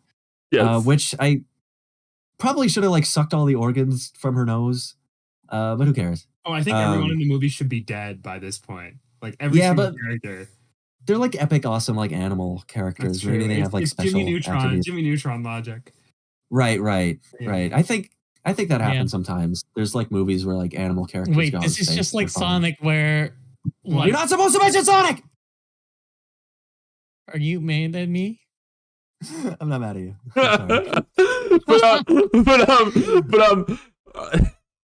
Yes, she uses her nostril to breathe air as like a parallel to earlier in the movie, which is not how it works in real life, but it's a cartoon, so it's fine. Yes. And then he like lets her go like, no, it's okay. And then he floats off. Hitpig sheds one last tear in space, which also shouldn't be possible, but it's okay, it's a cartoon. And he floats off. He's dead. And then the female character swoops by and gets him into the ship and saves him. Oh, that's so awesome. I'm so glad that happened. And also at some point... I thought Hitpig was going to die. Also, maybe Hitpog. Also at some point in this final boss, Leaping Lord and the alligator get flung out into space, but they have helmets, so it's okay. Mm-hmm. Right. After they get flung into space, they do put their helmets on. Which we were like, that's going to help only for so long. And we were proven right, because there is a special after credit scene with them, but we might save that for later. for like 5 minutes from now when we're done talking about this movie. Yep. So they so they bring the giant arena back down to Earth. Yeah. Rosa? I'm kind of just looking at the scene, and you know what's going through my head when I was watching it, Pig? Yeah. Yeah. Like, I was feeling like, can you feel life moving through your mind? What is that? Is that a reference? Yeah. Oh, it's really specific, Rosa. Don't you know? I don't know what you're talking about. We're talking about Hitpig right now. Oh, damn it. How dare you? So yeah, they land tomorrow. I don't know, and then all the animal characters are happy. Does the janitor? What happens to Pickles? They send her back to India? So Pickles gets sent back to India to find her family, and then she learns that she has no family in India, so she comes back to Hitpig to live with Hitpig instead. And then the other animal characters come back in the giant van, go like, "Hey, we do this thing on the weekend where we save animals." Because Hitpig is now an omelet chef, by the way. He runs a little omelet stand. Because that's what Overwatch van. Yeah, his Overwatch van, because that's what he wanted to do the whole time. So now on weekdays he runs his omelet van, and then on weekends he goes and saves animal, and they're all like a big animal crew. Definitely setting up the Nickelodeon show that'll be premiering next year. Yes. Like that Lost. What is the Wonder Park show? Yes! They made, like, Oh my they made like a God. Wonder Park cartoon and never released it. Oh Do you man. think do you think it's finished? Do you think the whole thing is finished? It's just sitting There somewhere. are finished clips on like one of the like the Blu-ray or DVD release of the film. There's like a finished sneak peek of the brand new series coming soon to Nickelodeon, and then the series never came to Nickelodeon. So I don't know. I smell lost media. I literally looked up Lost. Oh, boy. I looked up Wonder Park show, and the first result was the Lost Media Wiki. So That's so sad. oh, some Lee of was it robbed. Some of it was found. Some of it was found. Oh, that's great. Hitpig the series was robed. So, I guess that's pretty much all that happens in the movie. I mean, all's well that ends well. Oh well, I think even the Leaping Lord's dog characters get a happy ending. they Yes, do, that's but right. the Leaping Lord doesn't quite. Because if you stay in the credits, if you stay tuned for the credits, you get an epic Oh, reveal. yes. We cut to the Leaping Lord and his crocodile floating in space, complaining about how just complaining about they lost, they didn't win. And then they slowly the camera pans. They go like, "Is it getting hot in here?" And the camera pans out, and we learn they floated to the sun, and they're just slowly drifting towards Directly the into sun. the sun. And they scream, and then like they just briefly, slightly touch the sun, and then they burn to a crisp instantly. Yeah, like bugs in a zapper, which is a pretty funny way to eliminate your big villain in a movie. I don't know where they got that idea. I've never seen a movie do that before, but it was really funny. I think it can't be stressed. Like it's instant. Like they touch the sun and they're gone. Oh yeah, Yeah. they're dead. Yeah, kind of a there's- daring thing to put in a movie for Yeah. children. This is not your granny's kids movie. I think this movie, I wouldn't even call this a kids movie, honestly. This is like a family dark epic. You I think. sound like an animation fan who only watches Pixar movies and wants to Yeah. justify that fact. You don't think there's like dead bodies everywhere? There's like there's Everywhere? some jokes for the parents. Everywhere, like they're just lying on the We floor. didn't talk about the TSA scene, which probably has the best joke in the movie. Oh yeah, what the when they have to like Hitpig and Pickles don disguises to go on an You need airplane. to, you need to talk about how you predicted the joke that was going to be in the movie seconds before Oh. they made it. Yeah. Yeah, because their disguises are so. Hitpig's dressed like a little human woman, I think. Mhm. Pretty progressive, and Pickles the elephant has like a big like animal vest on her. And in that moment, while we were watching it, I did say like, okay, they're going to have to like verbally make an emotional support animal joke. There's no way they can just leave it at just like the visual of that. They need to have someone like verbally say that out loud. And then like 2 seconds later, Hitpig's like, "This is my emotional support animal." Which is yeah, I mean, that's kind of become. There are a lot of jokes where it's just like you say something and it's just funny because you said it. Supposedly, there's emotional support animal. That's one of them. Like 80%. Hangry. Oh. If you say hangry in a movie, that can just be the joke that someone said hangry. Okay. That's another one, I think. Well, there was one that the screaming goat. Screaming goat's one of them. Screaming goat. Yes, Oh, exactly. Yeah. I forgot Where you- about that. Just put it in your movie and that's like funny. Yes, Isn't there instant something funny from like points. this Like past when Will month with the screams? screaming goat joke? Like something super recent. Kung Fu Panda 4 had it. No, more recent than that. Something I saw. More that popped recent up than with- Kung Fu yeah. I almost know what you're Yeah. talking about. Let me check the Startcast Discord. Let me look up the word goat in Startcast Discord. I feel like somebody Well, posted you'll about just that. find that Hitpig is the goat at finding lost animals. Oh, Moana 2! Moana 2 had it! What? Moana 2 had a screaming goat joke. What, Moana 2? Are Yeah. you serious? Oh. That movie's so lame. I haven't watched it. I know, maybe it's like an awesome future of animation movie. There's this horrible blob guy, and then he makes the screen. I'll link it. I found it. I'll link it in the Startcast Discord, and then post it in the Twitch chat too. It's like this horrible little blob guy, and he screams, and he makes the screaming goat noise. What the heck? Oh, it's a blobfish? That's another like meme animal. This is Oh, not the fish that told Light, "It's okay, Light, you're a good person." And that's what You he does can't. what he does. I wonder if anyone gets that. I get that joke, Rosa. I actually get that course. crazy Rosa reference. Oh Who my is God. putting all these screaming goat jokes in these movies? I just want to know. Like, I refuse to believe this many individual like animators on like movies and stuff find the screaming goat meme from like 8 years ago this funny still. There has to be like an executive coming into these studios like, you need to put the screaming goat in this movie. Like, you need to. Like, you have to. Like, that's the I only imagine thing I can think of. Like, why it keeps Very happening. good, Ryan. You figured it out. It's me. I'm the guy. Oh my God. I did it for Thor: Love and Thunder. I did it for Moana 2. I did it for, what was the other example? That Kung Fu Panda 4. Kung Fu Panda 4. It was all me the entire time. Oh my It's God. so funny. I wake up every morning. I'm like, I need to hear that screaming goat. It's the peak of comedy. What? My Nintendo's children a- love the screaming goat. He's the goat at putting screaming humor in children's movies. No. Like, turn Nintendo into a screaming goat like right now. Right now? Oh my gosh, Yeah, hit us I with would- your I would best do it. shot, Nintendo. I would do it, but I'm multitasking. Do I have right to now. scream or Yeah, like the screaming goat. like the screaming goat? He's always like, or something like that. Didn't pick up at all. Yeah, I'm glad you Yeah, listened to your precious voice. No, I heard it. If you truly believe, then you can hear it.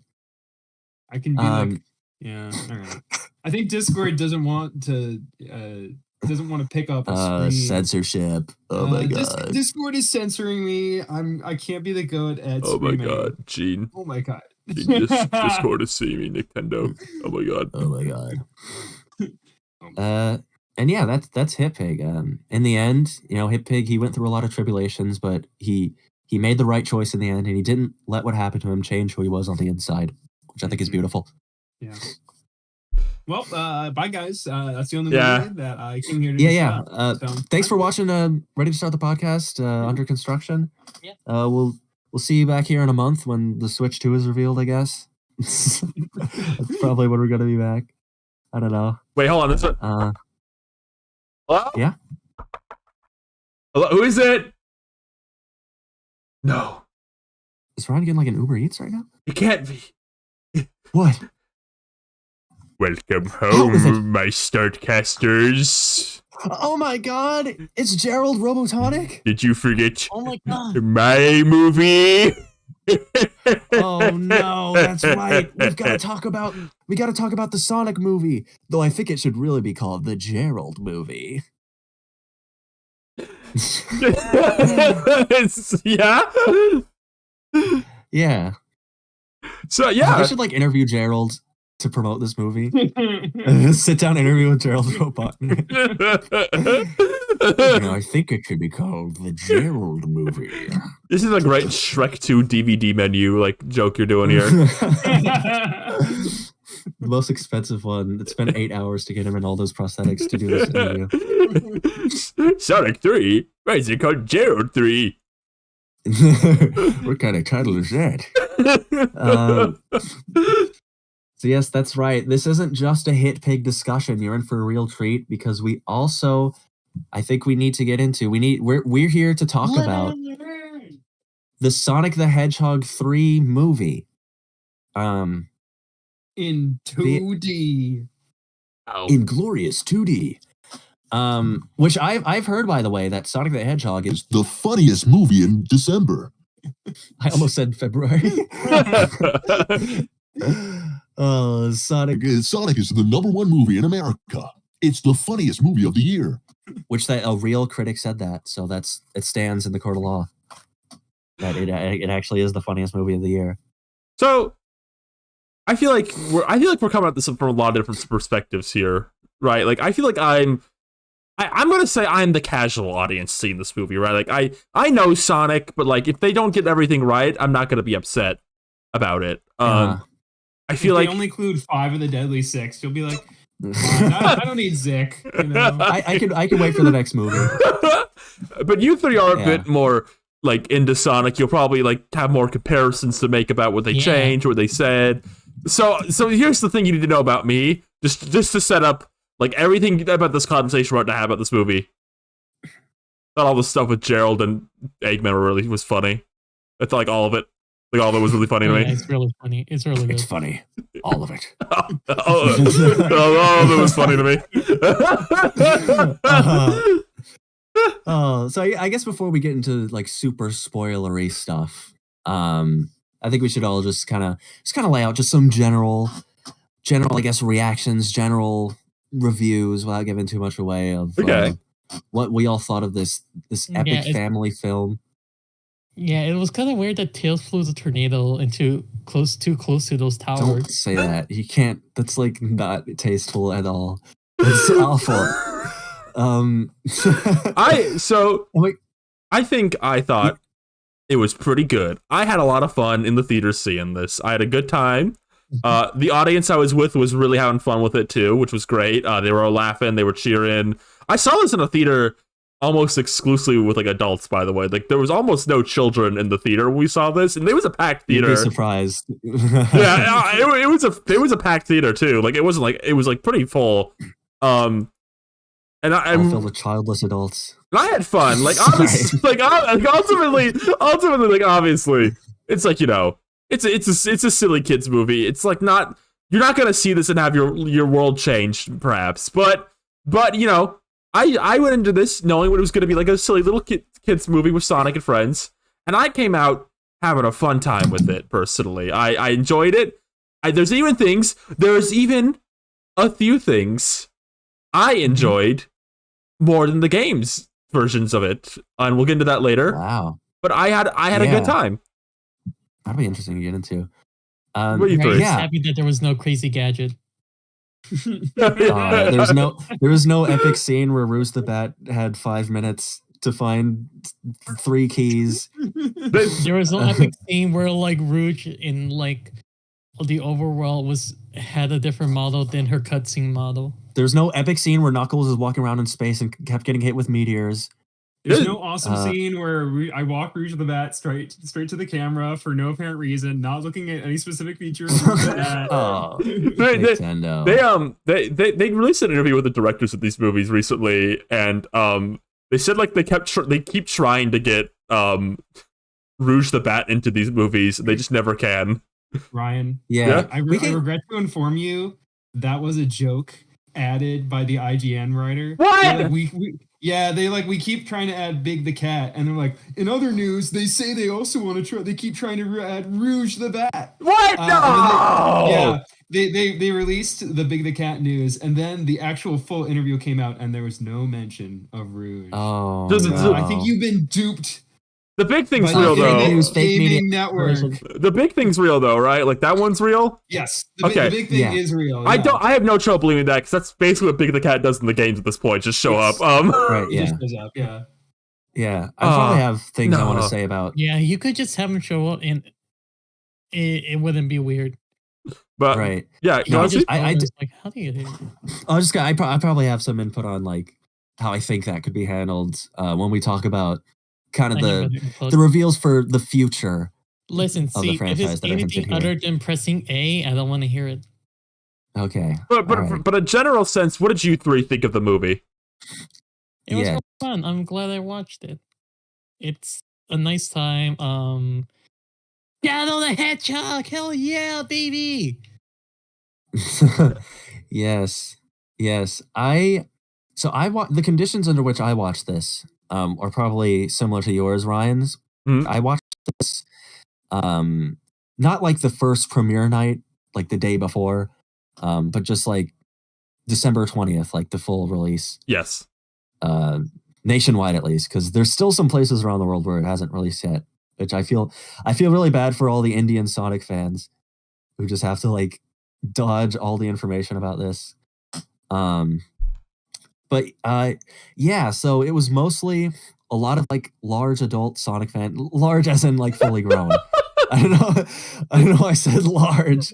I'm thinking of Scoob when they introduce the Blue Falcon, and they call him like the Blue Falcon's adult son or something. Sorry, that's beside the point. So yeah, there was a huge audience, packed audience for when I saw it, and yeah, no, I I really enjoyed it. I mean, I've liked all of the movies, because I'm a big Sonic fan, I would say, but I'm not as some Sonic fans can get really particular about what they like about Sonic, and I'm someone who's kind of like I'm kind of fine with like different adaptations or interpretations of the world. I think when a series for me has been around for like 20 years at least, at that point, it's like, just do whatever you want, man. Like, the stuff I like exists in such a notable quantity for the series at this point. Like, do whatever you want at this point. Like, Mario wants to make a movie, like, in the coming years for Mario, live action Bob Hoskins again. Do it again. I don't care. Regular Mario still exists. So I have enjoyed these Sonic movies. And this one was probably the best one of all of them. I think it was the most direct of an adaptation. So they had a lot of existing story material to work with. And I think one thing the movies are pretty good at, even when they have like departures from, I guess, the settings or the exact stories of the games, like obviously they take place in a very grounded human world. I think they're still good at taking the elements that are from the games and doing them in a way that I think can still connect with people who like it. Like I feel like the way they introduce like Knuckles and Tails, I think they're characterized really well. And I think that goes probably tenfold for Shadow. Like I think Shadow, he's really well done in this. I think this movie. This movie, I just want to say real quick, it's probably the best Sonic, Knuckles, and Tails have been like as a trio, like in years, probably. Just like a trio, like unit. I think that is one benefit. You were Sonic heroes. I think that's one benefit of how these movies are very character driven and character focused. Because we get a real sense of what their dynamic is with one another. They feel like they all have like a real place with one another. And that's kind of an important part of these movies. So it's good that it's handled really well. But yeah, no, I guess I gave it a hearty recommend. There's a lot of specific things that we'll probably get into. I saw that movie with my brother and my mother, and my mother really loved it. And she started asking, "All right, tell me about Sonic the Hedgehog." Oh my gosh, yeah, I actually watched this with my mom too. Aww. She hadn't seen any of the movies. She watched them like before we went to see this one. Yeah, she watched all. We watched them all together. Come on. But I do know before she watched any of them, when the trailer for the first movie came out, classic. She kept talking about. Yeah, it was like 4.5 years ago now. Gangsta's Paradise. More of your mom's Sonic opinions. Yeah, she kept during that trailer. She kept talking about like why is Sonic so cute? Like she thinks he's like so adorable. Is this after he was redesigned? Yes, definitely. No way. She didn't think the old one was cute. Yeah. Did they even show the first trailer in theaters? I don't think they did. The backlash was so immediate that they just. I feel like they did. I remember seeing Detective Pikachu. You were following the first movie pretty closely, so I believe you. Yeah. I had a podcast. I remember Pat Mac was there. Yeah. Pat Mac was there.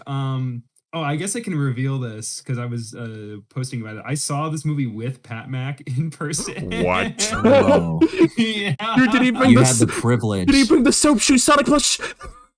If you go on my channel, go into the community tab.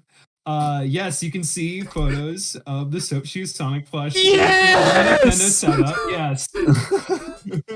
Oh my gosh! Awesome. Yeah. But I do remember when I saw Detective Pikachu, it was just kind of it's not just on the internet. But it's all Tyson Hex fixed the movie. Everything's amazing now. Tyson Hex probably saved this whole damn franchise. Realistically. Yeah, I've listened to interviews. There's interviews you can find with the writers. There was one I watched with Tyson Hess where they really talk in depth about like the process of making the movies, and he sounds like he's very involved. He has like a specific Sonic Weekly interview. I don't know. Maybe that is it. Mm-hmm. He talked about his like producer role he has, or like co-producer, I think specifically it's called. where he's kind of like the bridge between the movie writers and like Sega and like I guess the Sonic fan reception. He's kind of like there to keep a pulse on like what people expect from the characters and stuff.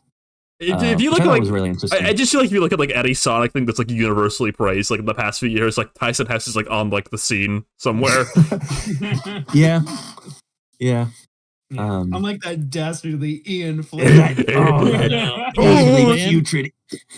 Ian Flynn, actually, if I remember to turn off the stove, and I say, "Oh, dastardly Ian Flynn," asking me to remember something, and then the whole building exploded.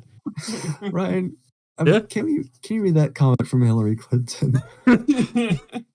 Double your partners, double your fun. Are words my husband seems to live by. Double your partners, double your fun. Oh boy. Oh, trouble in paradise. Oh my gosh. I mean, where exactly do we start? Where do we You're start? talking about your mom. I want to hear more about that's right. mom's Sonic opinions, please. She thinks the animal characters are very adorable. I remember I heard her watching the second movie just in another room, and I heard her shout like "Tails" when he showed up. That's awesome. Yeah, it's kind of awesome. He's like a character.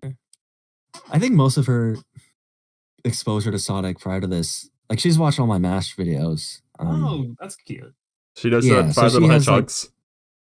Like, that's right. She has a basic grasp of 5 Little Hedgehogs placement in the franchise.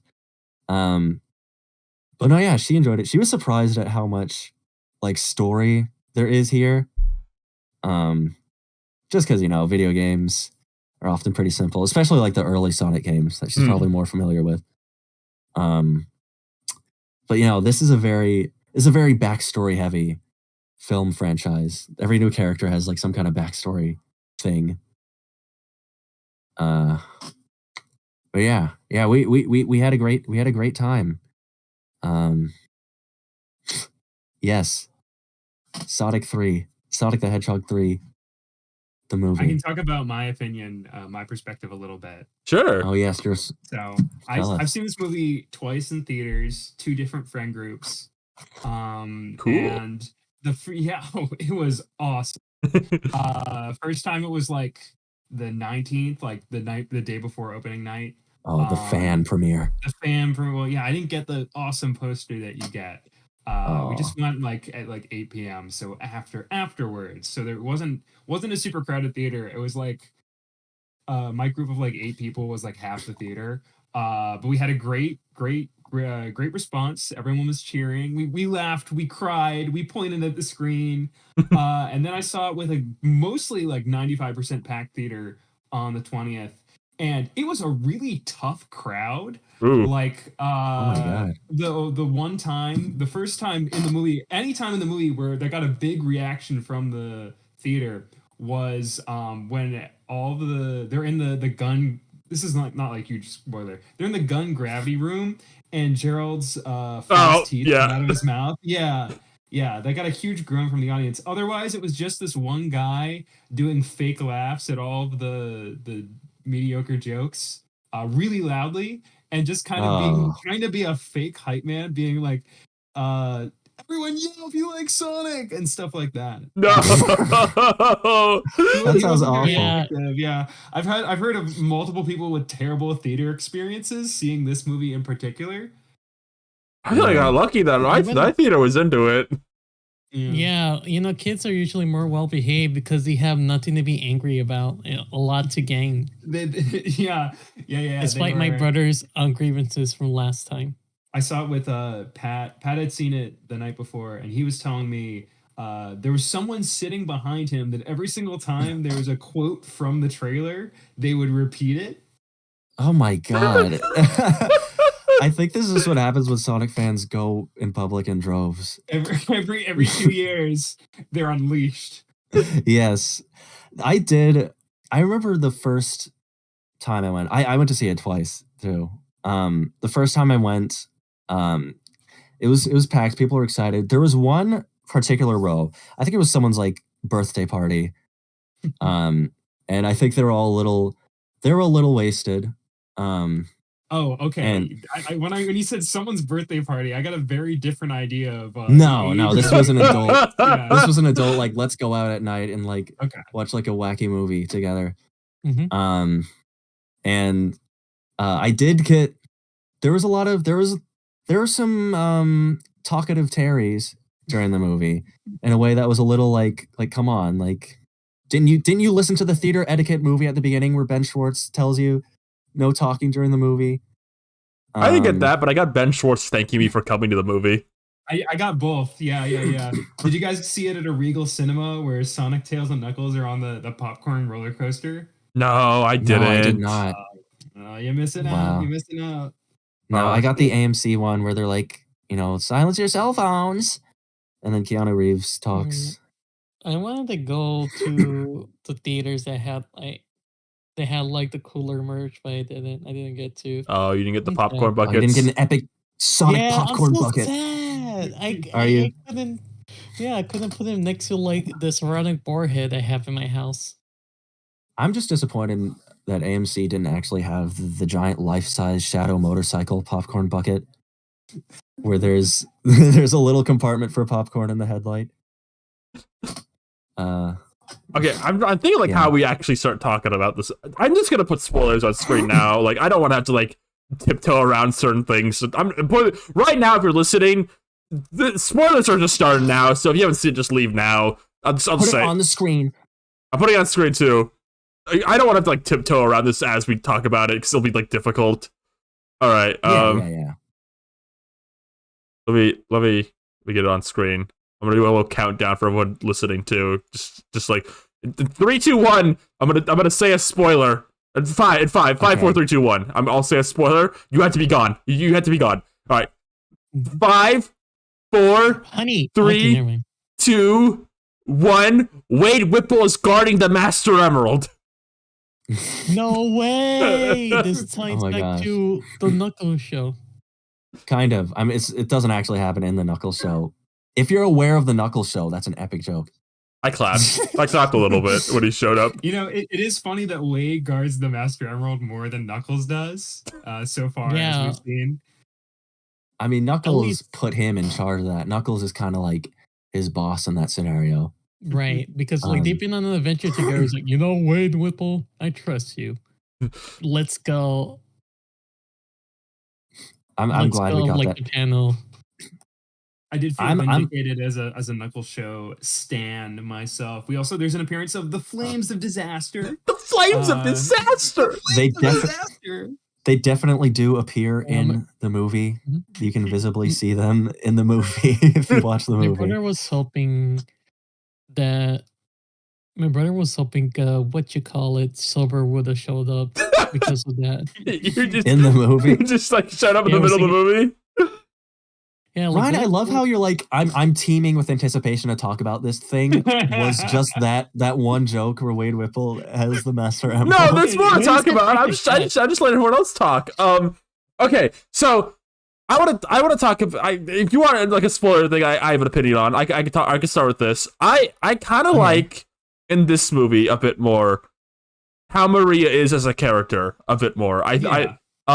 We don't get to see much of Maria in the games, and to be fair, it's because the way these stories are presented, we often just can't see much of her. And going for like the very like just generally sweet and kind girl, like is a good easy way to get us as an audience endeared to her without having to like get too in-depth into it. Like for what the games are doing, that makes sense. That being said, though, I do really like what we see of her in this, which is that she's like. She treats Knuckles. She treats Shadow a bit more like kind of like I would describe like a little brother in a way. There's a sense like she teases him a bit when she first meets him. Like she draws like that bunny on his tube. She kind of like makes a snarl like jokingly at him. There's kind of a sense, I think, even beyond her being like his like friend. Or I think she's also was like the only level of like normalcy he had in his life when like she was around. Like everyone else was treating him like this big science experiment. Like this big, huge, grand thing from the stars, and Maria was kind of really treating him like a just like a normal person. She knew. Shadow's transition is okay. And I And I like that about the characterization. I think that gives a really interesting layer to like why he would like feel so much about her, because she was the only person who was treating him basically like a person. Mm-hmm. No, yeah, I really like that too. Yeah, I remember Bart saying that he likes Maria Merida in the movie because, like, in the games, she's like an angel, the emotional support human for Shadow. That's and, right. Like, and it just speaks in prose. Yeah, and yeah. Wow, this is very thoughtful for like a 12-year-old. That is kind of like a trope of like the terminally ill angel girl character. She was like a Tiny Tim. And dude, like I said, I get it because like her presence in the game is like she can only basically appear in flashbacks and short cutscenes in between levels, and that makes sense to go for that characterization. But for a bigger characterization thing, I do like the direction they go in. No, it makes sense for a movie that they'd be able to kind of build on that more. Yeah, I really like it a little bit more. Yeah, yeah. So there is a lot. It's this movie's based very heavily on Sonic Adventure 2. Yes. But they do change things around, I think, just for the benefit of it being just an already like different established universe. One that's supposed to be like the real world. Yeah. Instead of crazy sci-fi cartoon, very loose, you know, the usual Sonic world, especially the one where they start in SA2 is like not super well defined. Like you can't just have a space colony where people have been living or had lived for 50 years and no one noticed it. So I think kind of making changes around that was a good move. They still go to space, they still launch, they call it the Eclipse Cannon. They do. Yeah. Still has a giant mustache, you know. I was surprised they didn't call the Death Egg. Right. I was kind of expecting them to kind of overlap and bring it out there, but maybe they're saving it for Sonic 4. Yeah, maybe they're Sonic 5. They're gonna save the Death Egg. Right. Shadow's story starts to look a lot like yours, Sonic. Yeah. A lot of the changes I do think worked like that. Like another thing, I think probably the biggest thing they change about Maria is there's like no mention of her being terminally ill. Which I think some people might contend with that. I can tell why they didn't do it, because I think like the reason she was sick is kind of like that kind of went with Gerald's research in the games. Like he's researching to create the ultimate life form to kind of cure her. But in this universe, because it's more grounded, and they've established that these are like alien characters, it's more that just by happenstance Shadow arrives on Earth through a comet, which is the design of the comet's based on the Black Comet from Shadow the Hedgehog. I was to say that when you're done. Yeah, which might be, I don't know, a hint for the future. We could talk about that too. Yes, there's some ideas I have. I don't know if this is a hot take. I don't. I like Black Doom as like a character. I think he's cool. I'd never like the idea of him being part of like the Gerald and Maria story, though. I think every time I think about him in the room with Gerald, I'm like, all right, man. I don't know. It's weird, you know, because like it's like, oh, I'm drawing the line the space hell demon in the Sonic the Hedgehog video game. Like that, I'm drawing the line there, but I don't know how to explain it. It's never been something that like settled with me, I guess. But I kind of like what's going on here, because I think it's a bit of like you can have your cake and eat it too moment. Like you can have the Gerald and Maria stuff and the Black Doom stuff separate, but both like matter to Shadow, I think. You can build up to the Shadow movie where he fights Black Doom. Exactly. I'm your dad. I'm the devil. What's up? I was gonna say Ryan, right? Yeah, you can do it better than me. Shadow, I want cookie. Someone did mention this too. I think it also might have just been like, I guess, a hat on a hat, a character tragedy on a character tragedy to also make her deathly sick. And also she died in the past.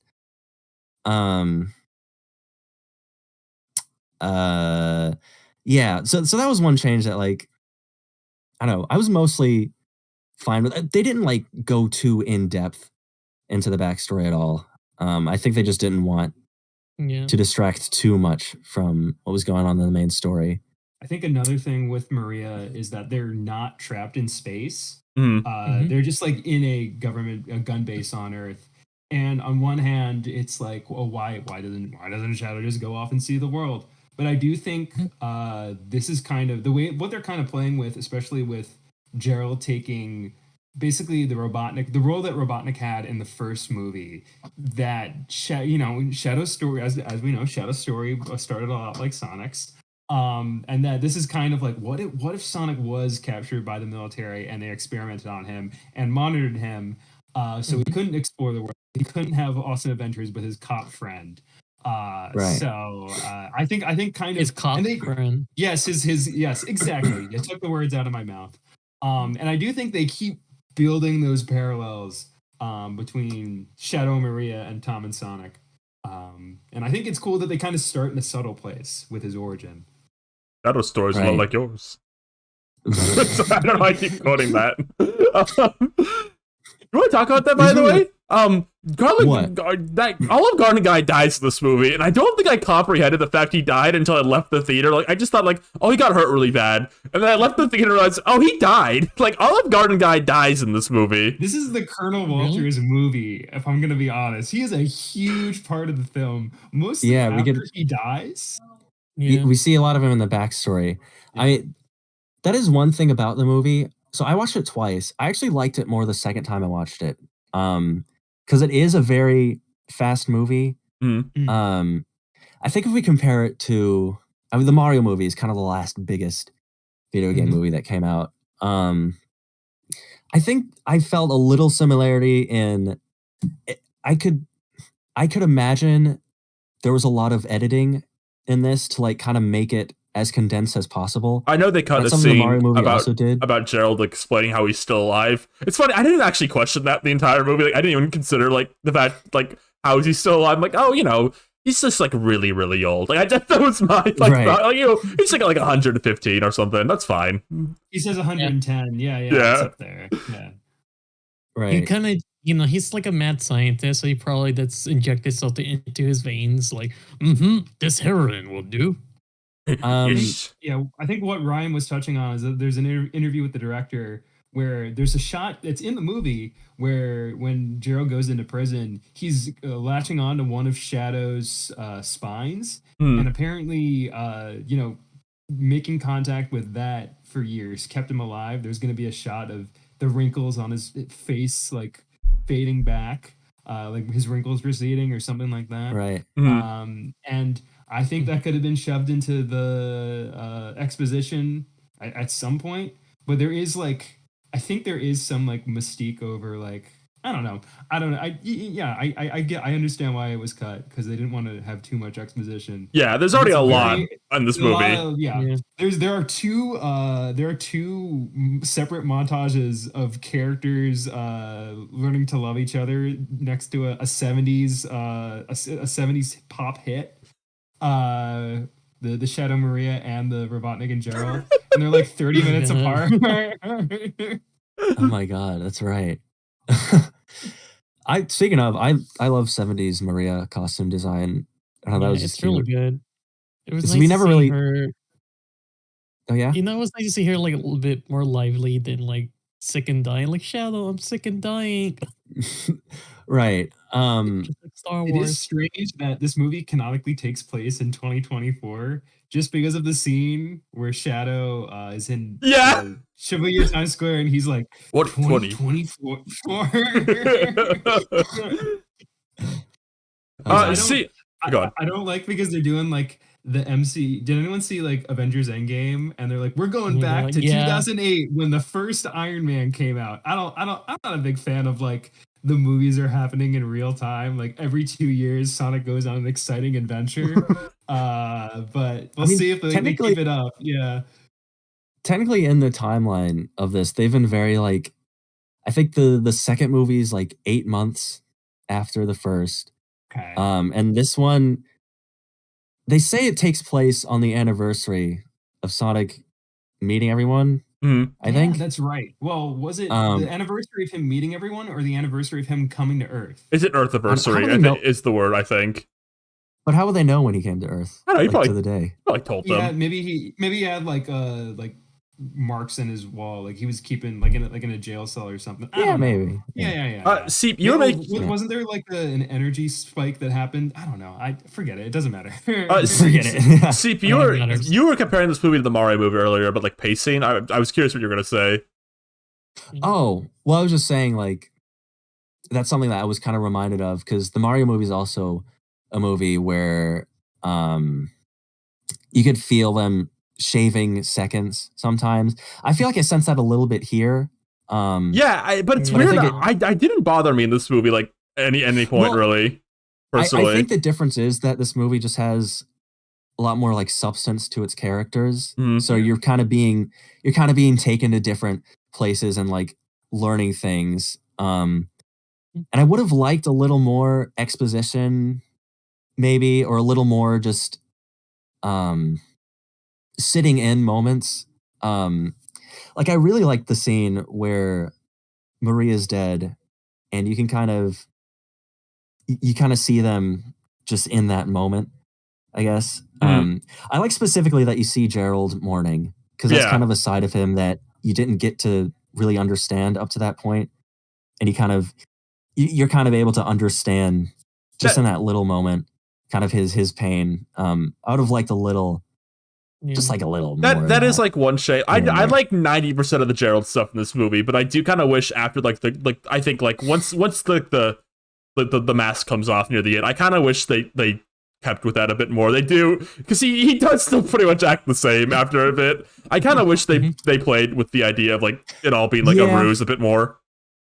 That would have been nice, but it's also kind of like an extremely dark motivation. No, I'm glad they in like a kids movie. I'm glad they stuck with like his motivation being like really fucked up though. Like he's gonna blow everyone up and himself for revenge. Yeah, they're planning like a mass planetary murder suicide basically, and then they're on board. Shadow's on board with it too for like a good chunk of the movie. He just accepted that he has nothing else to live for, so he kind of just went along with it. What? That was a great moment where Ivo Robotnik first realizes that's what Gerald is gonna do. I thought that was a pretty funny. What? That's. Oh yeah. So sorry. Go ahead. Oh, I mean you first. Okay. Who's going? Ryan? No, Nick. I'll just say, I agree with your point from earlier that the movie needed a couple, maybe a little more breathing room, just like moments where they just stop the action, like just breathe a little bit. I especially felt that in the third act, where they're just kind of going a mile a minute. And sometimes when they do cut away from certain things, we'll get to it, but we'll talk about the spanking scene at some point, I'm sure. Right. I think part of that too is like I said, mentioned maybe earlier. I do actually really like the Sonic, Knuckles, Tails like trio in this movie. It's the most they've ever felt like a real trio, probably since like I don't know, like Sonic Heroes maybe. Like it's been a while, so like they felt like a group of like heroes who work together. I feel like Tails is way better in this movie than the last one. I feel like he gets to do a lot compared to the previous movie where he just goes like, oh Sonic, good, oh Sonic you. And this one he's like kind of involved a bit more. Like I kind of like the use of a bit as like the glue. Like he's kind of like the little brother in this like hypothetical family. Like Knuckles like the oldest one, Sonic's kind of like slightly younger. They bicker and stuff. And Tails is kind of like the little baby glue in the family. Yeah, we have to stop fighting for Tails. Yeah. Yes. What else? I gotta say, their relationship are just it's just really cute. Just seeing them like the moment where they're like racing each other and they just seeing them doing the foot tapping thing in reference to like the idle animation. So it's just really cute. Oh, that scene also. This is one point of the movie that I've noticed was different from the others. I think the score of this movie pulls a lot more from like songs from the games. Yes. Yeah. So we found out like before the movie came out that they did license Live and Learn for use in the movie. I was expecting it to just be like they play it for 30 seconds and then they cut back to generic score. Which do a little bit. it kind of happens in the movie, but the actual like musical they use like the melodies of Live and Learn throughout the whole movie as sort of like Shadow's theme. Yeah, one of the first things you see in this movie is Maria playing it on the guitar. Right, yeah. Right, she plays it on the guitar. It's really cool. Yeah, I thought that was really I think they really effectively used like elements of the song. Eggman 06 theme during the Eclipse canon, is that real? Yeah. Yeah, that's crazy. That's crazy. Just for a second, you hear dun dun dun dun dun dun dun. That's insane. I would have stood and clapped if I knew that. You kind of gotta. I only found out about it through someone posting a comparison video. But in the scene of Sonic running through, where is it? London? It's like London, yeah, where he runs through London. They play parts of City Escape from the City. Okay, I was wondering. Yeah, I remember. It's very buried in the soundtrack. Like I saw it twice and didn't catch it either time. I was wondering when they played that because I saw it in the credits. I'm like, where do they Where do they play City Escape? Right. I guess they do. Mm-hmm. That's cool. Right. That's one of those secret Easter eggs that you gotta watch several times to catch. And all the songs in the soundtrack are named after events or quotes or songs from the Sonic Adventure 2 soundtrack, which is very cool. Awesome Easter egg. Yeah, for the eagle-eyed soundtrack listeners. Yeah, what does John from Nintendo Life have to say about this? It's one of those musical details that didn't need to be there, etc., etc. I can literally open the Good Vibes Gaming channel right now, click on their video at this movie, and I can just let it play, and like we all shut up and listen to it. Copyright notice for that. I don't think Good Vibes Gaming would copyright notice me. All right, I hope so. It's a risk I'm willing to take because I don't own the channel. Stop using that. What is that? What were you going to say, Ryan? Can we talk about the actual main character of this movie, by the way? Can we? Who are you? It's Kitty Kong. Oh, it's Kitty Kong. Can we talk about, like... Stop doing that. Can we talk about the actual main character of this movie, Agent Stone? Yeah. Oh my gosh. Yeah. Agent Stone's been kind of like the breakout human character of these movies, and I really I feel like they've definitely got a sense of that, and he kind of has like his own little story arc throughout this movie. He's vital to this movie. Like, he's important to it. Yeah, I think it's so funny because he's a character. I thought a bit about this movie. Like they made up so many characters for that first movie for like bit roles, right? Like, Eggman needs like an assistant he can talk to. Agent Stone, there we go. Do we need like a kind of wacky cop character? Wade Whipple, whatever. The gun director guy's been in all three movies too. Like they made a bunch of like bit characters for that first movie, and they all keep coming back. But Agent Stone's the funniest because like he keeps getting slightly more important with every movie to the point where like he's vital to the movie's plot in this. Like Eggman's like character arc is like it's like fully built on his relationship with Agent Stone in this movie. Right. I love the scene where Gerald's like, "Is there anyone down there that truly cares about you?" And you can see the glimmer in his eye that he's thinking about Stone. And when he does he gets a special shout out in his when he comes to make an announcement. That's right. Speaking, I love too that Eggman's character journey, that was kind of unexpected for me going into this. I thought they were just gonna kind of treat him as they have in a lot of the previous movies. But no, he goes through. You kind of get a lot into his inner workings here. That's one thing about.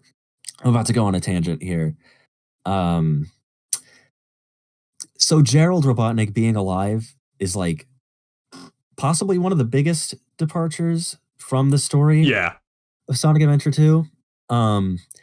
And I think they really justify it here because I really like how they play into like, I don't know, because they've planted a seed like since the first movie of Eggman having this kind of like abandonment complex. Like he mentions being orphaned, and how he's kind of someone who doesn't have anyone. He's never been loved. Is the As far way as he's aware. is the way it's been, as far as he's aware. Exactly, I is the way only it's been remember that described. joke.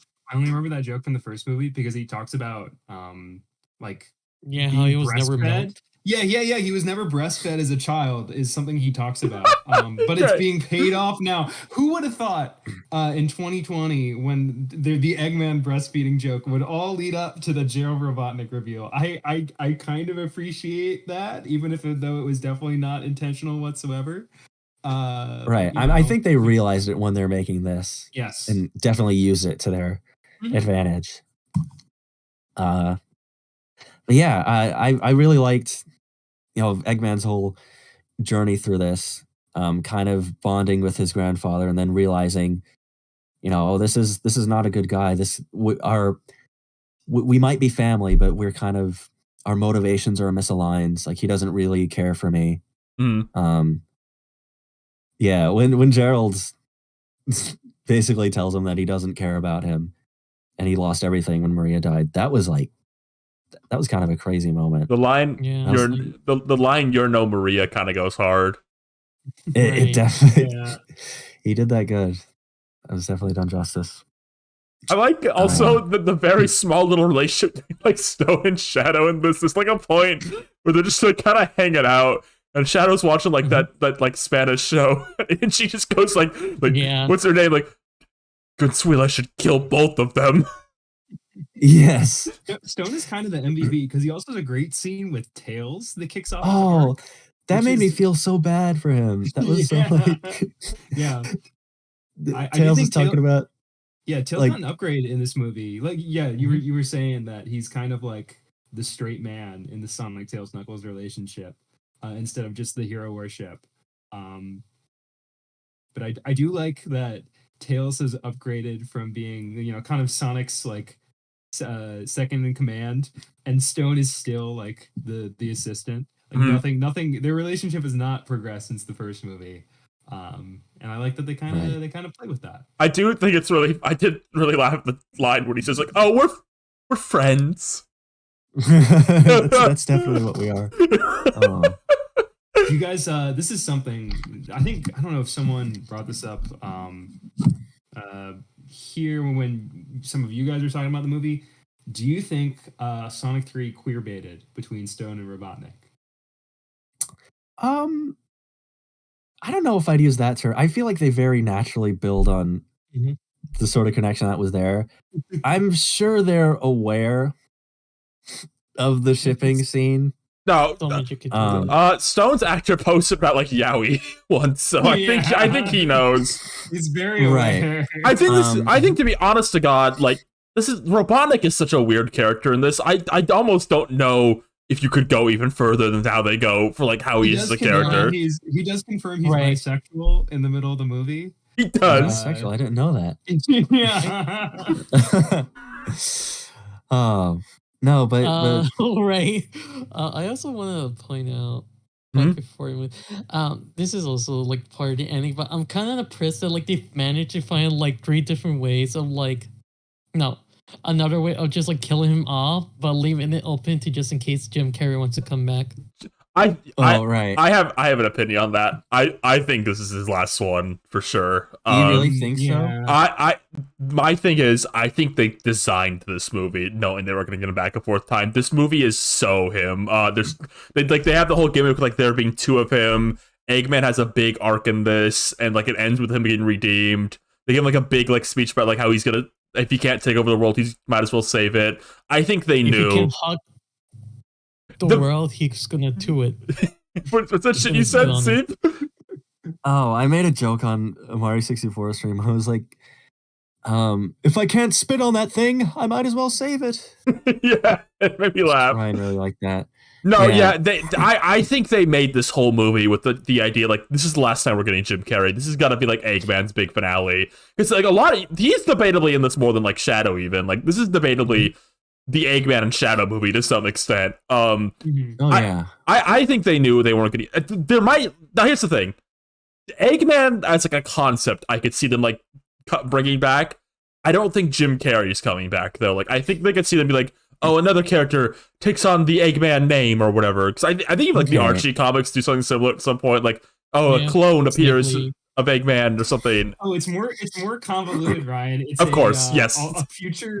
It's like a future Robotnik. I'm sorry, a Robotnik from an alternate future, where he runs. Where he like won. a robot. Yeah, Robo Robotnik downloads his body into modern Eggman. Yes, yes. And that's when they swap into the adventure design because they killed off Saturday morning, Sat AM Robotnik.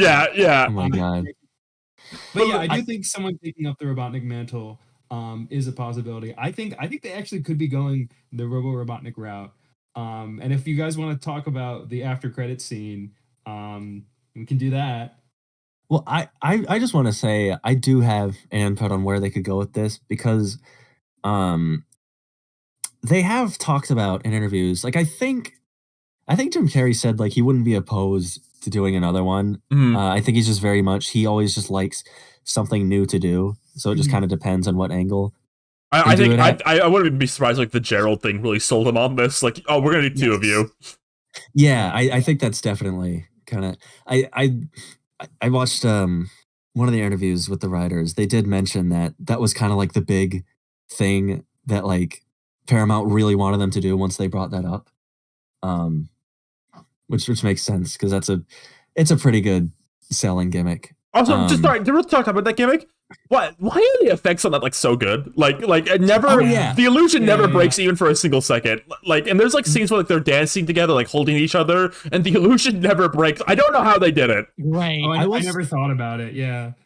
I will say that like they're kind of one big dance scene where they're in the laser room. Mm-hmm. I think some Sonic fans might be like, oh, that was a little excessive. I think I'm Jim Carrey'd out.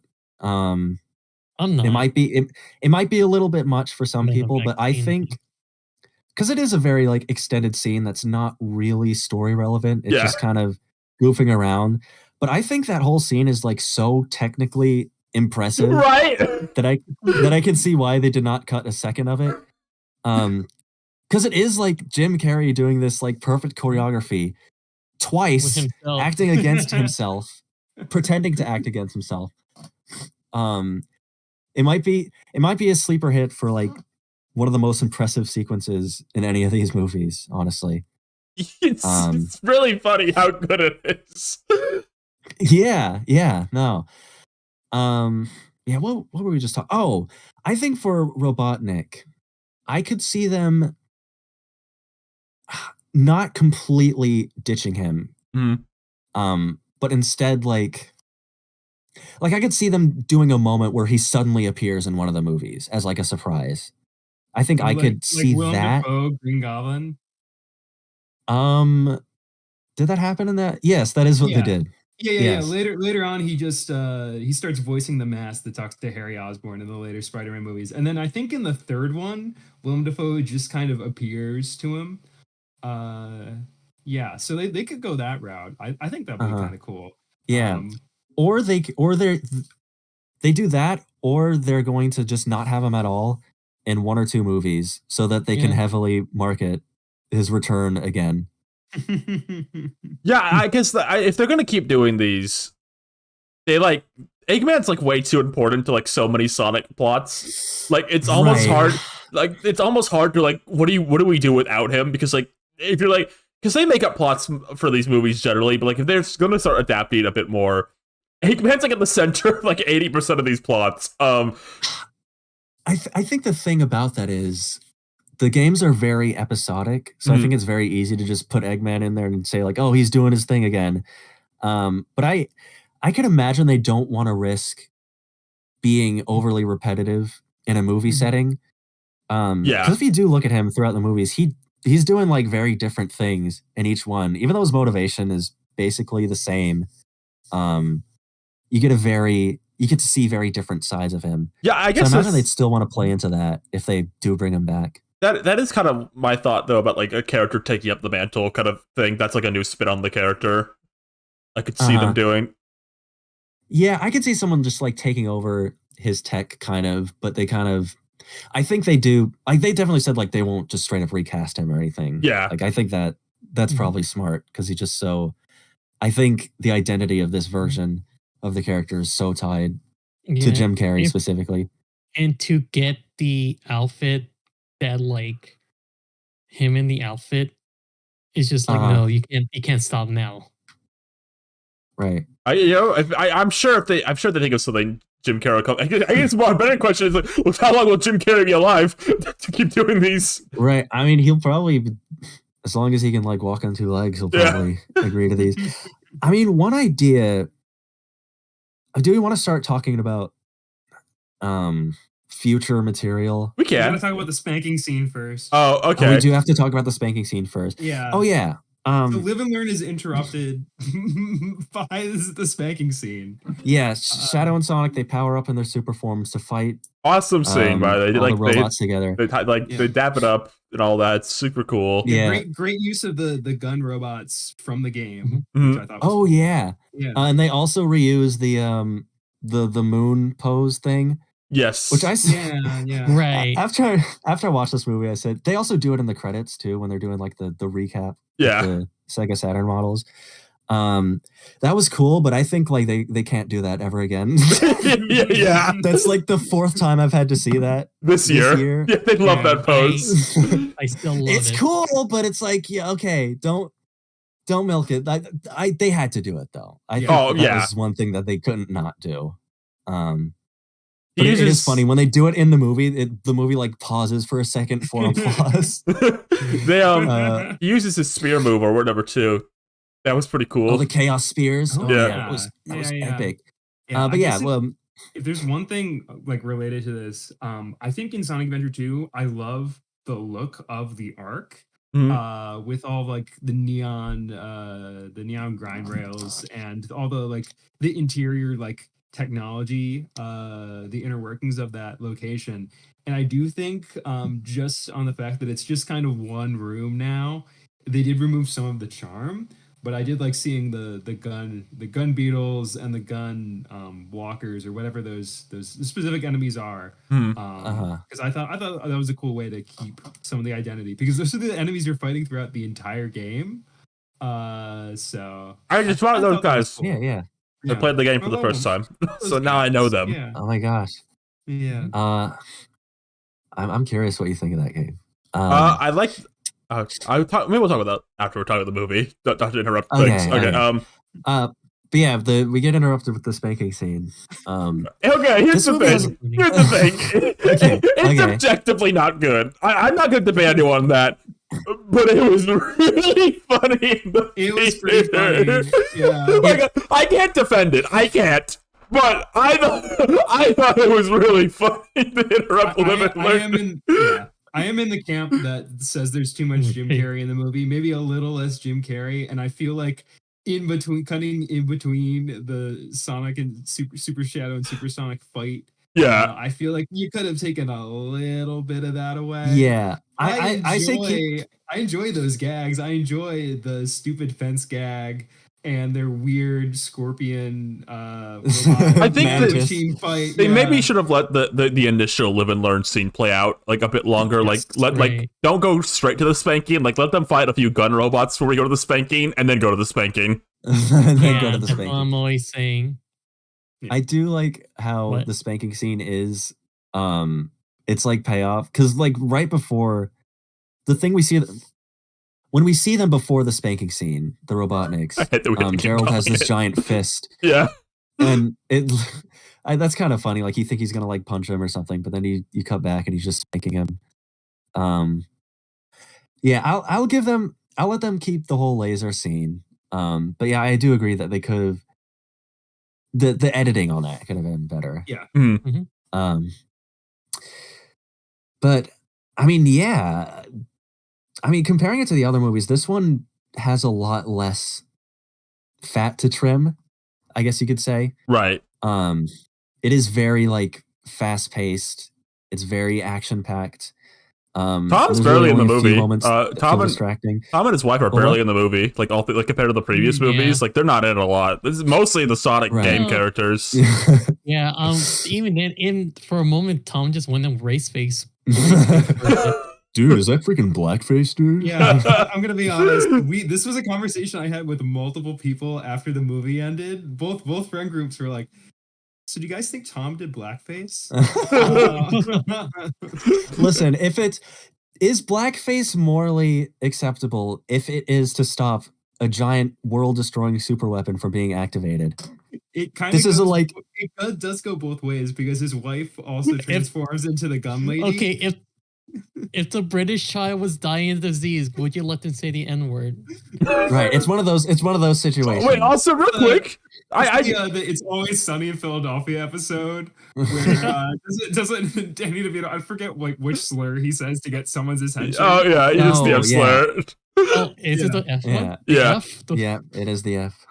I wanted to say, the gun lady in this, the little plot they give her, I realized later, like, why did they even have her like do that? Like, there's this because they kill General Walters in the first 15 minutes, so someone else needs to fill that role. Well, you know what I actually think it is? This is something I thought about too, because it is like she doesn't really have a full arc. Yeah, she disappears like 2/3 of the movie. Like after the scene where like they're all on the ground, she's just gone after that.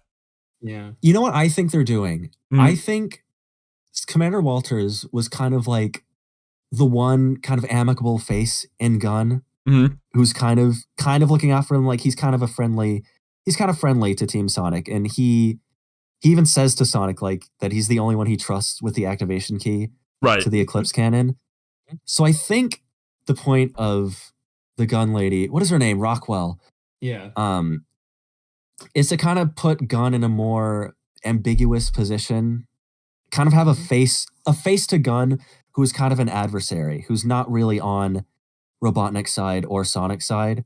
Yeah, they do actually do a pretty decent job of like making Gun pretty ambiguous. Like they like, okay, look, people are mad that they don't shoot Maria, but like here's my thing: the people in this movie, the characters, they were still shooting at them. The intent was very clear to kill like them. Yes. Like the only reason they don't literally shoot Maria is because it's a kids movie. Like, but like the intent's there. Like the gun soldiers were in fact trying to kill her still. That she just happened to die a different way because it's a kids movie. But I like even like in the movie though, Sonic doesn't trust them. Yeah, I think that was pretty well handled. Yeah, it's a really good way of like translating that aspect of the story. Yeah, they don't push on it too heavily. There's not like an anti-government message in the movie or anything. I mean, like, not overly so. Okay, they can't. Not one they can get away with. They do kind of skip by the fact that government helped let Gerald Robotnik help them build the super laser. That is true. I think, but it's not like you don't walk away from the movie thinking like, wow, the government is so messed up. It's kind of more just like, I mean, they make a fake organization. If they arrest Sonic, then maybe. It's like, man, the government's messed up. Of course, and they hurt Sonic. Of course I would hate them. This is how we wake kids up, people.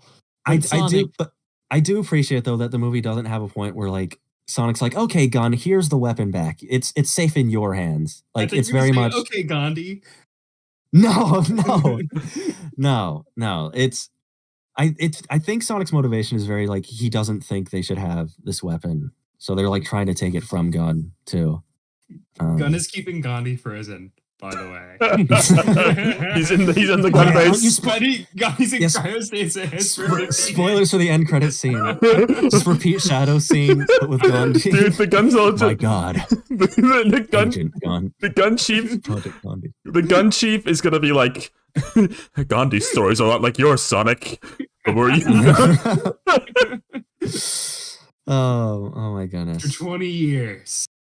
2024. My God. I was frozen for 20 years? I need to think about this. Oh, Clone College in theaters 2038. Is there anything else to really get at? Oh, Tom like fake dies. Yes. Which everyone was Yeah, Everyone was kind of predicting that, like, They oh, are they should've- going to actually they kill him should've- off? I knew I they think it's weren't. interesting because I was kind of thinking, oh well, if they get rid of Tom, then that could be the end of this trilogy. Because I'm thinking like with the Transformers movies, you have the Shia LaBeouf trilogy. The first 3 movies are with Shia LaBeouf, and then they get new human people to team up with. So I was thinking, well, they're gonna end this is gonna be the Tom trilogy. They're gonna find a way to write out like Sonic's like, well, time to go. I have to go now. My planet needs me. 7 Chaos Emeralds or something. I think I could see that happening. I never thought they were going to kill Tom, though. I think these have way too much of a kid audience. Like, they're way too aimed at kids. Like, kill what is basically Sonic's, like, dad across 3 movies, I think. And that's not to say, like, kids' movies can't do, like, the How to Train Your Dragons movie, kill your the dad. But I don't know. Like, the tone of, like, what these kind of movies are, I thought, I just didn't think they were going to do it, ever. Yeah. Mhm. Yeah. I just thought for that reminds me. plot reason, more of like a writing them out than killing them off. But it does kind of seem like they're just gonna kind of go for as long as they can with this setup and with these characters. Like there's no big status quo change. It's just off to the next adventure. I mean, you brought it up. It's kind of surprising they never once go back to Sonic's home planet ever in any of the movies. Well, they never even bring it up. I think the 4th might be different once we get there. I think the 4th one. We can get into that. We can talk about that. So the post-credit scene, Metal Sonic shows up first. And it's kind of funny. My crowd I was with was like, oh, okay, yeah. Like there was some reactions. I think a lot of people expected Metal Sonic, so like it wasn't like a big reaction. And then when Amy showed up, everyone started clapping. That's the one. The minute everyone. Spider Amy! It's Spider Amy! Yes, I was kind of disappointed because I thought this was going to be Sonic Adventure 2, but with no woman except for Maria, and they ruined it at the last moment. Oh, freaking woke! Yeah. Sorry, Nick. We're gonna have a female Sonic character that actually survives the whole movie. Sorry. I was like, when I saw her pop that, I was thinking, oh, is she gonna say the line? Is she gonna say the line? And like, she doesn't say the line because I don't think they want to commit right now to a voice actress. Yeah. Aquafina. It's gonna be Aquafina. Don't ever say that again, Nick 10. I'll kill you. Who are you? So, I think I could with how they set this one up at the end. I could very much see the plot of the next one being Amy. Like, we need you to come back to like this world. We're in trouble. We've heard of your power.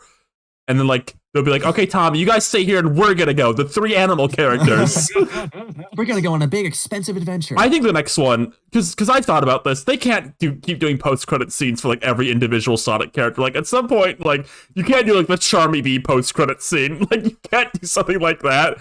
So I think, like, Amy's, like, an obvious... Like, they'll save, like, big characters. Like, if Silver shows up, like, he'll be, like, one of those. But, like, I think, like, next movie... They're gonna go to the Sonic world with Amy, and Amy will be like the main one. Like, she'll be like the main one getting focused. But like, I think that's when we start seeing like just characters casually show up. Like, like the Chaotix like show up, and like Big the Cat will be there. Like, they'll go to Sonic's world, and we'll see like just kind of general Sonic characters, and it'll mostly take place there.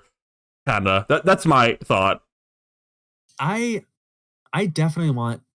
So there's like 2 sides of like how the movies treat introduction of characters. I get being very step by step with it for the big characters, like you said. Yeah. I think that's actually pretty smart because I know characters like Shadow and Knuckles have very focused. Right. They have stories and arcs that you could really focus on, and they don't want to take away from that, which I get. Amy's like the last big one, I would say. Like, you could definitely like maybe a few more. Like Silver, like I said, you could probably do it for. But like, we have the core characters now, though. Yeah, but I do agree. I do want to see the movies kind of be able to just kind of casually have characters appear without much justification. And that's kind of the difficult part about the Earth setting, is that they need to like really justify each one that shows up. Something I had in mind, I think, because we have sort of the Team Sonic setup. Right. And Shadow's still out there somewhere, as confirmed in the final credit scene. Not very surprising. No, Like, I didn't think they'd kill him off. no. He's. Um, I think there was literally rumors already, but there'd be like a whole show about him. They weren't going to kill him. right. And we're also introducing Metal Sonic as a villain. I think there's a lot of parallels to Sonic Heroes that can be drawn. So I would really like if it's just already established, like she's just friends with Cream and Big, and they just show up and it's like, oh, these are my friends. And you don't really need to explain that much. Isn't the current Team Rose Amy, Big, and then a bunch of Chow? A bunch of Chow? Yeah. They should have a bunch of like mascot Chow. Oh, they could change it instead to of like Cream. Yeah. Oh, they could change it to like Chow, like Cream, on like being in charge of those Chows. They're gonna look at Tails. Gonna look and like, huh, that's weird. I seen this in Japan. How are they here? Yeah, some people are worried that they wouldn't introduce Chow because they already had a cameo in this, but I think they're just gonna be like, that doesn't matter. They'll make I a think joke. the reason, the Chow are in this movie as like a joke just because they found a way to do it.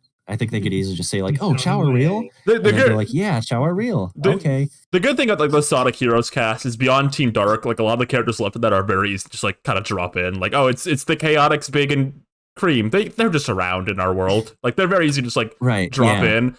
The Rouge and Omega will definitely be like the harder ones, I think. But if they're doing that Shadow show, that's where Rouge can show up. Yeah, I honestly want Shadow to just be a movie instead of a show after seeing what happened with Knuckles. Now, to be fair, I did see someone What? pitch the idea of like the human in the Shadow show being Stone, and now that would be epic. That would be pretty good. I mean, I think it would definitely be. It would probably take place on Earth and have a lot of the hybrid elements. I would like if they, I don't know, because one thing that's kind of left on the table at the end of this movie, where I feel like it's left purposefully vague, is we don't really see what happens to the emeralds at the end of this, because Sonic kind of gets ejected from it, and plummets back to Earth. And as far as we know, Shadow was the last one to sort of be in control of them. So I think that could be a fun way to bring in Rouge, because her whole thing is like she's a jewel thief. So you can have like, I don't know, Rouge comes in trying to take the emerald because she finds out it's on Earth or something. I mean, that works with me. Honestly, Rouge is just kind of a funny character to put in like these high stakes action situations. Yeah. So I could see that working. I don't know. I feel like there's also rumors of there being another season of Knuckles. Which I think the rumor was that that's introduced the Chaotix. Yeah. Which if you pitched to me what a Knuckles show is going to be, I would think the first season of the Knuckles show would have been devoted to that. But I don't think they had enough money to have another CGI. Okay, my bold take. If they do a second season of the Knuckles show and they downplayed Wade, they're pussies. Yeah, no. It needs to be Wade. Wade's whole family is coming back. We got to bring back Bounty Hunter Jack Sinclair. They need to stick to the bit. His dad needs to come back. Be like, that's who they're gonna have. I underestimated you. That's who they're gonna have instead of like Mighty the Armadillo and like the robots in the Chaotix. They're gonna be replaced with the human characters. No, I think I know. Wade, Kid Cudi, we need the Collector. Wade needs to meet Vector. This is so important to me. I need Wade and Vector to meet. Whoa, you look just like Lyle Crocodile, huh? I don't know what that means. Did Vector sound like anything besides like the Vector voice? Is that Vin Diesel? Vin Diesel. He'll be I'm like, a detective. I am Vector. Wade's sister, worst Sonic character of all time. Shout out to that comment. I mean, she's friendly with the IDF. Let's not forget. Well, she's in the FBI. There's a lot in that family. Sorry, real quick. Also, back to the movie, real quick. It's like Sonic and Friends is like a thing the world knows about now. I feel like they don't hide them in this movie. They're out in public a lot in this movie. They're hard to hide after what they did. Like Shadow's just walking around. There's a part in London where they're just kind of standing outside like it's nothing. Like a bunch of like ambulance people see them. Do people just know about them now? I wouldn't mind if they just had that, because I think it's gonna be the Twitch streamer Sonic character they introduce. What? Yeah, the character who's like broadcasting all the characters to Twitch. Oh my You god! gotta And then he add, does like a yeah. TikTok dance. Yeah. That's like Okay. who's it gonna be? Who are they gonna cast in that important role? Aquafina. It's always Aquafina. Sure. What Sure. if It'll be Charmy Tyler B gets Blevins. Charmy B gets Charlie B. Charmy B gets an iPhone and starts TikToking Sonic everywhere. Yeah, also, yeah, like, I don't know. I think they could just go with the next movie. Like, yeah, everyone knows about them now. Like, it's kind of hard to like miss them. I think that's fine. They've saved the freaking world. I don't think the government's really probably shouldn't have much of a problem with them anymore. I mean, what are they gonna do? Keeping them secret, to be honest. Yeah. When Amy does show up though, she is wearing this like cloak, and for me personally, the first thing I thought was they were gonna do some kind of parallel where she's been hiding out on Earth. They also very explicitly show that she's in New York, which I don't know why yet. I maybe as like a Station Square parallel. I'm imagining. Oh my gosh, she's just been working at a cafe. It could be, that's a good way to just handle you, or like, oh, I was just working at the cafe all the time, in reference to like what she's been doing in SA1. Does she work at a cafe in that game? Yeah, that's how she pays rent in an apartment at Station Square. Oh my god. It's insane she pays rent. She's 8. She's 8. Well, Rosie the Rascal is 8. And then she becomes... I mean, the character ages are so like... She's still 12. They're like nebulous at this point. Every Sonic character is between the age of 12 and 25 now. The same age as whoever plays the game. Except for Cream and Charmy, they still need to know what Bluey is. Yeah, Charmy, Tails, and Cream are KO like 8 to 12 age, and then everyone else is 12 to 25. Right. I think one point of speculation with the next Sonic movie is the question of time travel, because that is something that's very involved in Sonic CD, where Amy and Metal Sonic first appear. And also when Metal Sonic shows up, he literally is in like a Terminator like electric ball thing that appears in the ground. Which I don't know, maybe that's just a superficial thing, or maybe it is supposed to be like he came from some kind of future. I mean, one thing I had in mind is I don't think they'd have Silver as a villain in the next movie. No, I don't think Silver will be in the next one. I think Amy and Metal are like the main ones of the next movie, I bet. But I do... What is it? I wanted to say it's interesting that like they have like multiple Metal Sonics, and the last time a piece of Sonic media has like references, has like multiple Metal Sonics being like antagonist was like comics? In the Fleetway comics. Right. Well, I was kind of imagining, because Silver's whole thing is like he mistakes Sonic. Or he doesn't mistake him. He's led to believe that he has to kill Sonic to save the future, basically. And something I thought of is like, what if they have a thing where like it's actually Metal Sonic who's ruining the future, and then that's kind of like the setup that they go with when Silver appears. If they want to keep Amy. I don't know. That's why I say it's not going to be in the 4th movie. Right. Like I think that'd be something they'd set up for like a future installment. I also say, but that's just something that came to mind. It's very weird to look at Metal Sonic in this movie because he's incredibly on model to like the games. Like he just looks exactly like the games. Yeah, they just pulled the model straight out of the games. I imagine get away with it. I imagine they're gonna update it when the actual movie comes out. That feels very much like we don't have a vision to commit to yet. So they've done that for Tails and Shadow. Their designs have slightly changed. Yeah. That's right. Like Shadow was just supersonic. Right. It was just an asset flop, basically. Flip. Yeah, I don't know. There's a lot of possibilities you can do with Metal Sonic. I could see them doing like a bit of like Sonic CD and Sonic Heroes at the same time. I could see the climax of next movie being Metal Overlord pretty easily. Yeah. I definitely agree.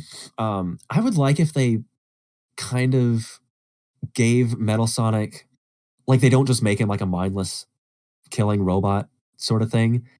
Because Metal Sonic does have kind of his own character complexes going on. And I think these movies have been pretty good at giving their characters like depth and being kind of true to what was in the source material. So I think it'd be really interesting to have kind of a robot sentience crisis kind of thing. But like I guess in the skin of a kids movie. Do you think I'm they're curious going? if they'd tackle that? Do you think they're going to commit to like Metal Sonic not being voiced? Because the previous movies kind of like have had a celebrity, like big celebrity pull voicing like the antagonist. It'd be interesting if this one didn't though. Like the main antagonist didn't speak. I feel like they might go Neo Metal, do the Neo Metal Sonic from. I feel like I'm saying Neo Metal Sonic. Hey guys, I'm Neo Metal Sonic. Neo. Neo Metal. That's Sonic a great from like Sonic Dorkly the- series where he's Yeah, like, yeah. See, They're like because gonna that- have, like, your next Sonic those- cartoon should be Neo Metal Sonic. It'll kill. It'll get 1 billion views. But like I see what you're doing. Like they're gonna like how in Sonic Hero they have him voice for like Jason Griffin, just alter his voice. They would do that with like Ben Schwartz. Can they do that gimmick again? Can they do the double actor gimmick again? I think they could. I mean, it'd just be a voice actor. Yeah. So like it'll be Ben Schwartz with Metal Sonic, be like, "Oh, Metal Sonic." just doing like a cup over his mouth like Bane. Oh, Sonic, man, happy. no, it'll be That'd more be really like epic. that. Who do you? Obviously, It's being brought up in the chat, but I did get some reminded of the Brotherhood of Metallics from Sonic the Comic. The Fleetway Sonic the Comic. Also with Which I Amy just kind of mentioned. traveling. Yeah, Amy traveling on her own to another world is also something reminiscent of those comics. But I haven't read them, so that's as much as you're gonna get from I me. listened to a YouTube video about them. That's how. That's all that's you know. what That's all you need to you're know. You're an expert. Exactly. Do Yeah. you think Okay. anyone has got? Who do you think built? Do you think Metal Sonic's built by someone like someone sent? Because that's actually something to consider. Like maybe Metal Sonic isn't even the main villain, but like somebody's building them. Like send. I saw someone propose a concept that I actually really like the idea of. That after Robotnik mysteriously disappears / possibly dies, we'll see. That Gunn would kind of like go through all of his stuff and kind of find that as like his ultimate weapon that he never finished, and then they'd kind of finish it, and kind of use it for their own agenda as like as a means of defense against all the wacky alien characters coming to Earth. Okay. I've also seen the theory that it's a failsafe, that if Robotnik dies, then Metal Sonic is activated, which I think makes sense. Uh-huh. And then how Yeah. does Amy work into this? Metal Sonic ruins the future, and then Amy comes back in time, like the Terminator, something like that. Oh, Future okay. Amy. Future Amy. Okay. But how does this involve That'd be Orbot and interesting. Cubot? Yeah, that's true. That's priority. Yeah, That's How gonna about who's Project take over. Grounder? They're gonna take over instead of Stone of Orbot and Cubot. Stone's like, I'm a good guy now, and then yeah. I am curious. Working Orbot and Cubot into the movies. Just pull them from the game universe, and that's how they come in. Yeah, That'd be such crap. Can you put Metal Sonic with cunty eyelashes on screen? I don't know what that is. I'm sorry. That was in the end credits of the movie, right? No, it wasn't. That's his new epic female design. Maybe I wasn't really paying attention when it happened. Talking don't know. the Amy. I'm curious how Amy's going to be done because she's a character I really like. Who, Mhm. I mean, I'll be frank. She's had a lot of depictions that have been pretty not good. A lot of them. Admittedly. Yeah. I think because I think these movies have been good at knowing what people like about the characters already and just kind of using that to their advantage. So I hope they're able to do that with Amy and not just the nightmare scenario, I think, is like turning her into like a Lola Bunny type and have like Sonic have like a generic crush on her. Are you saying it's like oh my Lola Bunny God. from the Space Jam movies, not like Looney Tunes show? No, yeah, like Space Jam, where Yeah. she's just put in as just like the new female character who exists to be the romantic kind of pairing. And she's like, she has no distinctive traits other than being like a prototypical female character of the era that the movie came out. I think based on how they've handled Shadow and Knuckles and Tails, I think they'll have a pretty good grasp on a version of her character. I don't know. I feel like Amy's the most splintered, like across Sonic, where you have like the adventure stuff, and then Sonic X, and now woke Amy, modern woke Amy, where she doesn't care about romance, but does. She does, but she doesn't mention it at least 32 times. She only mentions it 27 times. They're trying to kill heterosexuality in the Sonic series. Ian Flynn. That nasty Ian Flynn. It's all his fault. Oh, that dastardly Flynn. You know what Ian did? He reminded me to change, like, the reactor in the Demon Core. But I ignored him.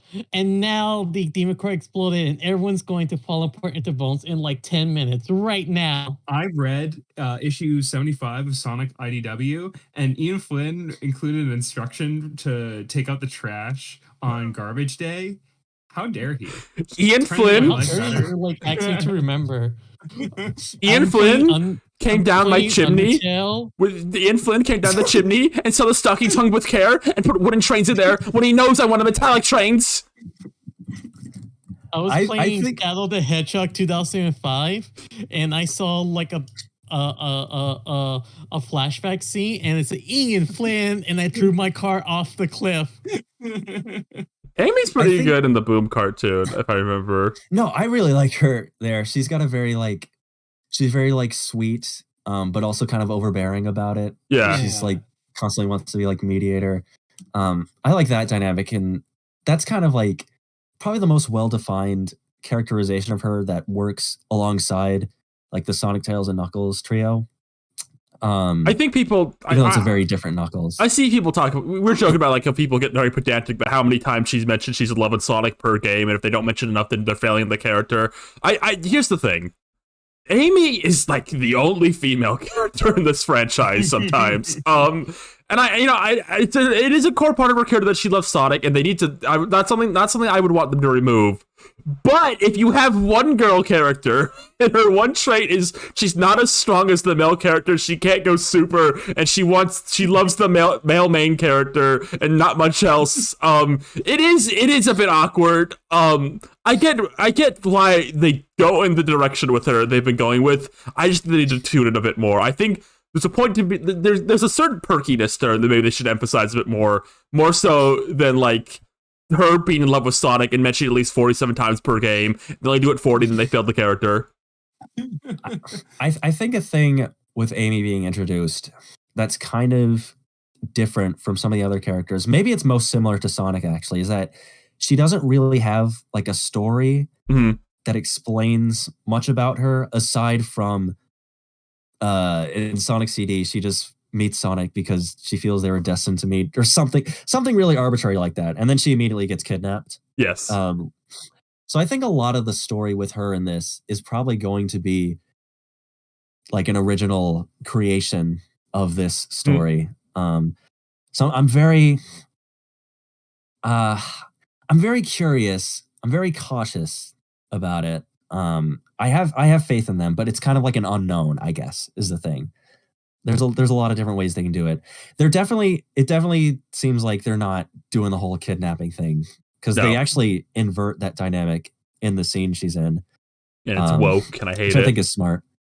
Yeah, it's freaking woke. Oh, one thing though, her hammer feels very deliberately designed in this movie. Mm-hmm. Like we talked about how Metal Sonic's just kind of copy pasted, but her hammer seems very like mechanical. It seems like there's all these kind of like hatches and like there's some kind of like vault thing in it that looks like it would open up and be like jet powered. What? Vector built it. Vector built it. That's right. So I wonder. What if they do like the Mr. Tinker thing from the comics? You know about this, Ryan? Yes, I do know about that. What if in the big blast of the Eclipse Cannon, it actually teleported Eggman through a wormhole into the Sonic planet, and then he loses his memories and he becomes like a tinkerer, and he's the one who built Amy's hammer. Okay. And then Jim Carrey shows up and he's like a really nice old guy. And that would be really funny. Dr. Goofy grandpa. from the what is it? The Who? Mobius in the Archie comics. There's like the evil alternate dimension where the good guys are good and the bad guys are evil. Sorry, the good guys are bad and the bad guys are good. And Robotnik's super skinny. He's got a great design. He's Oh my god. yeah. What the Oh my heck? god. Jim Carrey could play this. He really He did this, could. yeah. He really could. It would be funny, and it would get regular Robotnik out of the. But he would be playing a different version of the same character. Oh, Right. He loves to do that. You think this is the movie where Sally Acorn shows up? Oh my god. Guys, I think we're gonna get Boomer from the Suppression Squad in there. What about Antoine? The French dog character, Right. Antoine. Now you were talking about Anton from Blast for a second. I was like, yeah, I mean, I guess he could be in the next one if he wants to. Antoine Blast. He is Amy Rose's dad, according to the developer of that Yeah. That game. is true. They could weave in that lore very easily. Which very version? easily. Is it like both versions of Amy or like classic Amy? These versions of the characters no, in the it's movie. movie Amy. It's Oh, movie Amy. it's the third pillar. Oh my god. Classic movie Amy. Well, that's what they classic should, movie God. boom Amy. they should introduce movie Anton now. What if Oh my- Game wait, Sonic there's already a appears? live action Anton Blast. No, wait, no, hold on. We're listing characters. We need to stop. We need to stop. Amy, who is this blue hedgehog you brought to the future in our new movie? I'm Anton. And then Don't worry about it. the devil from Anton Blast shows up and he goes, No. I sent these metal sonics to you because I want the red of your shoes. Okay, we've run out of stuff to talk about. I'm Are we ready Anton. any last musings on the future of the Sonic film franchise? Amy 6. knows. Let's go. Sonic 6 needs to be the Deadly Six. Needed to be said. Yeah, and that would be like the end of like the second trilogy. We have the first. I think that we have the first trilogy, the Robotnik trilogy. Then we have the Metal Sonic trilogy, and then I think we lead into that with the Deadly Six being like the big bad pulling the third strings. trilogy. Yeah.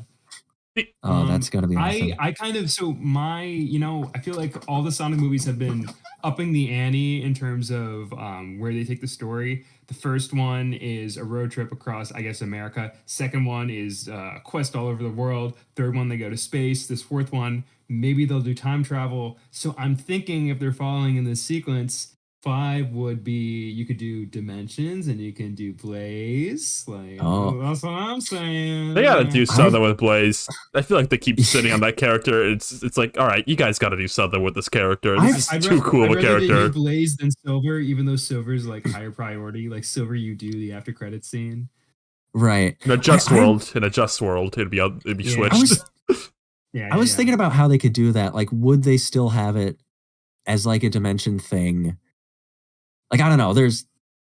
It's interesting because we've established that this is kind of like a universe with like alien planets. So they could also just have her be like, would they want to have it be like a multiverse kind of thing? If they even open that can of worms, would they try to like be really like indulgent about it? Then Fleetway Sonic steps out of the portal. I mean, this hypothetical movie is going to be in like 2029 or 2030 or something.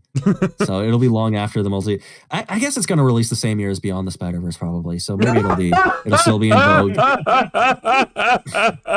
No, you're right, but no. Actually, just kind of related to this conversation. Sorry to keep extending it, but there are a lot of discussions about the next Sonic racing game they're doing, basically being this like Crossworld. Yeah. like it's gonna be like different like iterations like the Sonic world like Oh my God. present in it. That's what they're going to do. The Sonic Multiverse movie, they're going to meet Pirate Knuckles and Pirate Rouge and Jungle Tails. That's how they do it. There's bringing giant glowing Eggman, my favorite. There's a non-zero chance that all those guys show up at Sonic Crossworlds. People seem to think because like I think like the logo or something's like similar to Sonic Prime, so like it could be like attached to that somehow. Okay. I'm just gonna say though, if they make a new Sonic racing game, and they don't use that chance to put the IDW comic characters in it, and they're wasting slots like on Pirate Knuckles, I'm gonna like all right guys. No, and if they don't have stakes, I'm gonna. Oh yeah, I sticks. hope Agent Stone is like the movie representation in that game. I hope he's like the movie character. Oh my Voiced God, Agent like, how Stone they're would be gonna- really funny. How they're gonna design Yes. like movie Stone, like Agent Stone? Like, is he gonna be like stylized, or they're gonna just be like a Sonic 06 looking model? Right. We I get mean, a glimpse of him in the credits because we get like Yeah. Saturn, Sonic the Fighters, Agent Stone. Yeah. that was such a like fan art vindication moment of showing like a game styled Agent Stone. Mhm. People have been doing that for years now. Yeah. I always I like that they remember a make lot him of like people- blocky. Like Eggman is round, Stone is like square. Right. Oh yeah, and like I remember people would be like drawing like Stone in like the classic Sonic stuff where he's like built like a bit more blocky and is like wearing blue. Uh-huh. Like they make him like look like Eggman. People are talking about this in chat. That's cool. I feel like there's vested interests in those comic characters being in the game, so they're very, very tiptoey about it. Like, I think like 3 of them are in the mobile game right now, and they're starting to show up in that awesome Roblox game. I feel like a racing game like this is a good place to put them to like introduce them to a slightly wider crowd. Yeah. I think this is like a good I like can get why they're easy thing to do it with.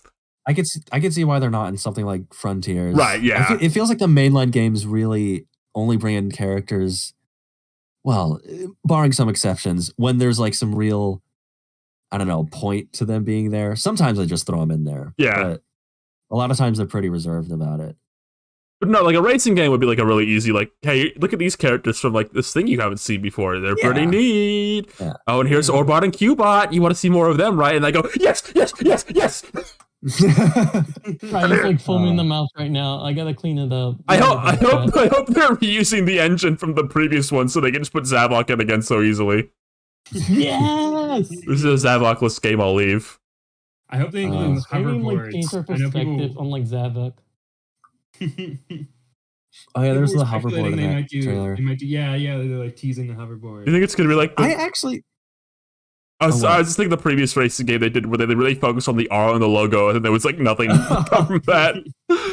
nothing to do with Sonic Racing. Yeah. Yeah, I mean, I really honestly like the hoverboards. I've never played a Sonic Riders game, but I feel like that is like more fitting Aesthetically. than Yeah. Yeah. yeah, They aesthetically were- than like the giant Yeah. cars. They came about as like part of like the extreme sport era of like society. That is aesthetic. true. Now we're in the extreme kart era, so I guess they're trying to roll with the times. Oh my God. Hey! What? Oh, Homie card! yeah. Oh my god, I've been talking too long. I can't do that. Do you want to wrap up the Sonic movie discussion? Do we have any final thoughts? No, I'm done. Really good movie. I can't wait for Amy. Yeah, pretty good Yes. movie, best of the trilogy. Probably It's the funniest movie in the trilogy. Yeah. I wouldn't say it's cinema, but yeah, it's pretty good. I hope they keep getting better. I hope they have less Yeah. pop culture references. That's my biggest issue. Where's Hogwarts? Somebody call Google Maps. Konnichiwa. Yeah. God, Rouge the Bat was wearing that shit in Sonic Riders. What the hell? Is that allowed? Sorry, I looked up this game for a second. It's crazy. Okay, so we went on pretty long. We usually do what we watched or played this week. I don't want to. I got nothing. I don't want to make people be in this call for like 3.5 hours. Rosa, I know you had like 3 things. Can you pick your one favorite just because we've gone on for so long?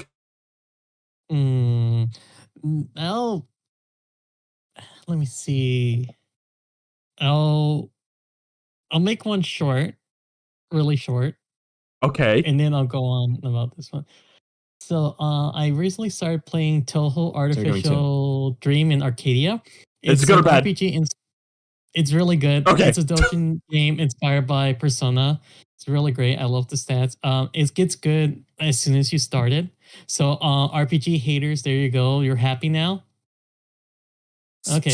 What You're about happy? Move? All right. Fuck Mufasa. Oh, a confident movie as Disney shit. Bullshit live action. So No, I I've feel been bad watching for Lucky Mufasa. Star. No, I I'm don't. sorry. I kind of feel bad for him. Everyone's I making know. fun of him, but he's just a little lion trying to be king. Oh, Too bad. he's so cute. Too bad. Okay. Rosie, let Rosa speak. So, I've been watching Lucky Star. How's that? It's an anime from the 2000s based on a manga series Yeah. that's still Many of going them are. on. Like it's like I forget. It's currently still going with like new chapters every 6 months, and a God. spin-off with the characters in your 30s, which is like accurate to like real world time apparently. But Oh, they're aging. Yeah. Okay. But so I decided, you know what? The whole thing is on YouTube. Let me watch it. I wonder what goes on. And it's pretty good. It's a very chill anime. When compared to like the peers that gets compared to like Asumanga, Tayo, and Nichijou, it's like pretty peaceful and quiet. They're like just talking in the corner, having a normal conversation, while like the other like Asumanga characters are like one like Tomo's trying to kill everyone, and then everyone's trying to kill Tomo back for it, and Nichijo's just like something's going on over there. But it's still a very calm. It's a more calm show. It's very conversational. It's very interesting to watch with like like knowing about like otaku culture at least, and like how like Konana is surprisingly, I'm just surprised at how normal she is, because like, yeah, she has nerdy interests, but like when you see that in like hindsight and like how everything is, how much of like being into anime is like a norm and forms and stuff, is kind of like, oh yeah, she's pretty normal. Like this child knows how to talk to people outside of internet in spite of like her weird dad. Okay. Like, I don't know, they're trying to course correct that guy throughout the series, but I think the issue was like he's kind of like that in the first place. But anyway, it's enjoyable. The art style is pretty iconic, but at the same time, these characters don't really have like a sense of fashion. They're kind of softless in that way. Talking about their clothes? Are you talking about their clothes? Yeah, I don't know. They were like. You gotta focus on the bigger picture stuff right now. We're going on so long. You can't be talking about the Lucky Star cast like outfits. You gotta talk about their characterizations. It's basically a basic friend group you would ever have. Like you got the nerdy one, you got the one that's like the most level-headed. Yeah, you got the tank. You got the moe by helplessness and seemingly perfect at first glance. Did Simon Cowell like assist them in that roles? If he did, he would probably look at like the little, what would you call it? What's her name? What? Tsubasa, I don't know. Tsukasa, and it like, you need to go. You do nothing. You're weak and feeble. Leave. I was just thinking that. Yeah. That's what he said to Shaggy and Scooby before he killed them. Killed them? But, yeah. What? But honestly, it's such a chill time. And they're just kind of just talking in the background. Yeah. What was that scream? That was a zipper. My chair. Everything in my room squeaks. Are you gonna fall out? Is he going to do his iconic falling out of his chair bit? It's not iconic. I've done it like once. That's not a bit. That's just me falling down. I enjoy it. It's it's good. It's a chill time. It's an easy watch and an easy thing to have in the background when you're working. It's just that lax. Yes. Okay. Like you kind of just enjoy the conversation. I was talking about Kelsey the other day. Like, yeah, this is really funny. The best segment of that show is like the Lucky Channel, because like that little pink thing is like so angry all the time. I think the first thing she just talks about her parents divorce screwing her out of her income and allowances. Ow. So yeah, it's fun time. It's all on YouTube. Right. Go ahead. It's in 360p as God intended. Yes. Is there Yuri in it? I don't care. I like the teacher. I like disaster women. All right. Excellent. Thank you. Yeah. Well, what's next for our little I also just turned Agro Accord. What is it? What? I was gonna say I just finished Acro Trip and then start going off before Ryan comes in and says, "No, stop there." No, it's because we're 3 hours in. That's the only reason why. We should have time for a bunch of them. When the cane comes on stage and what is that thing called anyway? That big Nintendo. stage cane. Did you watch or play anything this week you want to talk about other than Sonic? Who, me? Yeah. Yeah. Oh, What you mean, Roman do? Let me see. Well, do you guys want to keep going? Or we could end the show, or I could talk about the SpongeBob new Christmas specials because I did watch those. I did watch them too. Uh-oh. Did you see SpongeBob and Sandy's Country Christmas and the Patrick Star Show? What is it? I did. Holidays special. Yeah. Can't believe you So we two. might have to talk about it. We have to talk about it because we can have a conversation. Me and Seep have been chatting a lot recently about the SpongeBob extended universe. I can't believe that's a thing they're doing, basically. We've had like multiple conversations about this. Because of that Camp Coral Halloween special. Which I kind of like echoed a lot of your thoughts. I listened to you guys talk about it a couple months ago. But they did another stop motion Christmas SpongeBob episode where it's Sandy's family from the Saving Bikini Bottom, the Sandy Cheeks movie, has come to visit Bikini Bottom. Yes. And they're animated like they did in the It's a SpongeBob Christmas episode. And they got a Santa is accidentally taken out. And they gotta. And you won't believe what happens next. You won't be. They gotta save Christmas. They gotta save Christmas. Sandy's wacky family has to save Christmas. Sandy's wacky family. Oh no! Now I gotta say, I think the episode is frankly carried by the fact that it's in stop motion. It is a little weird because it's been like the animation on SpongeBob has gotten wilder, and they're clearly got the board people on SpongeBob to do the storyboards for this episode. Mm-hmm. So they really like push the characters a little bit, like squash and stretch a little more than they did like 12 years ago. Yeah. Which is a little strange. But I think the animation is nice. Sandy's family, they kind of like, the family is familiar with all the Bikini Bottomites.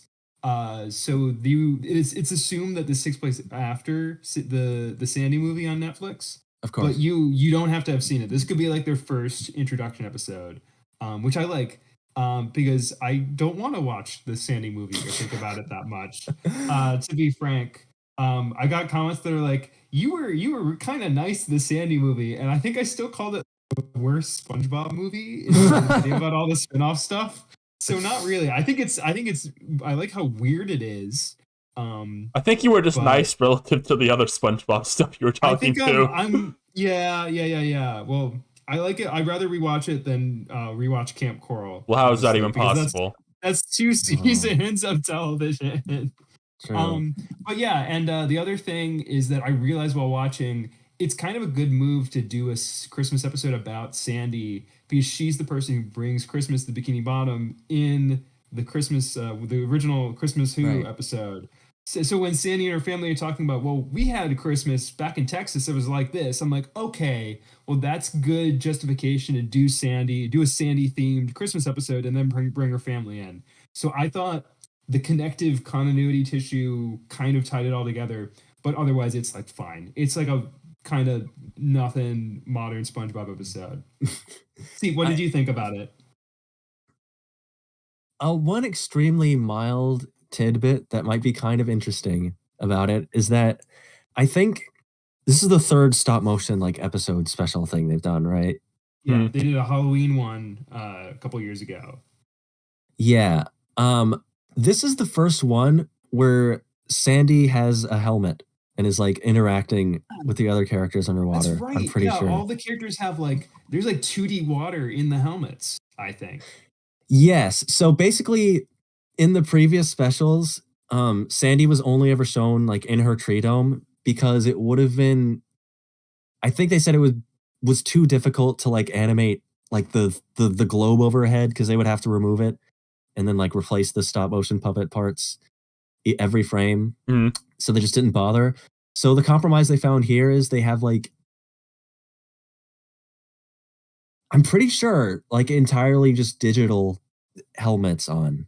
It doesn't look bad. It looks pretty good. Just overlaid on top of the puppets. I I think it's about a to good ask. solution. I was about to ask Rosa if she could relate to Sandy because she's Texan, and then I realized, wait, that's not even true. That Rosa's Texan. She's from New York.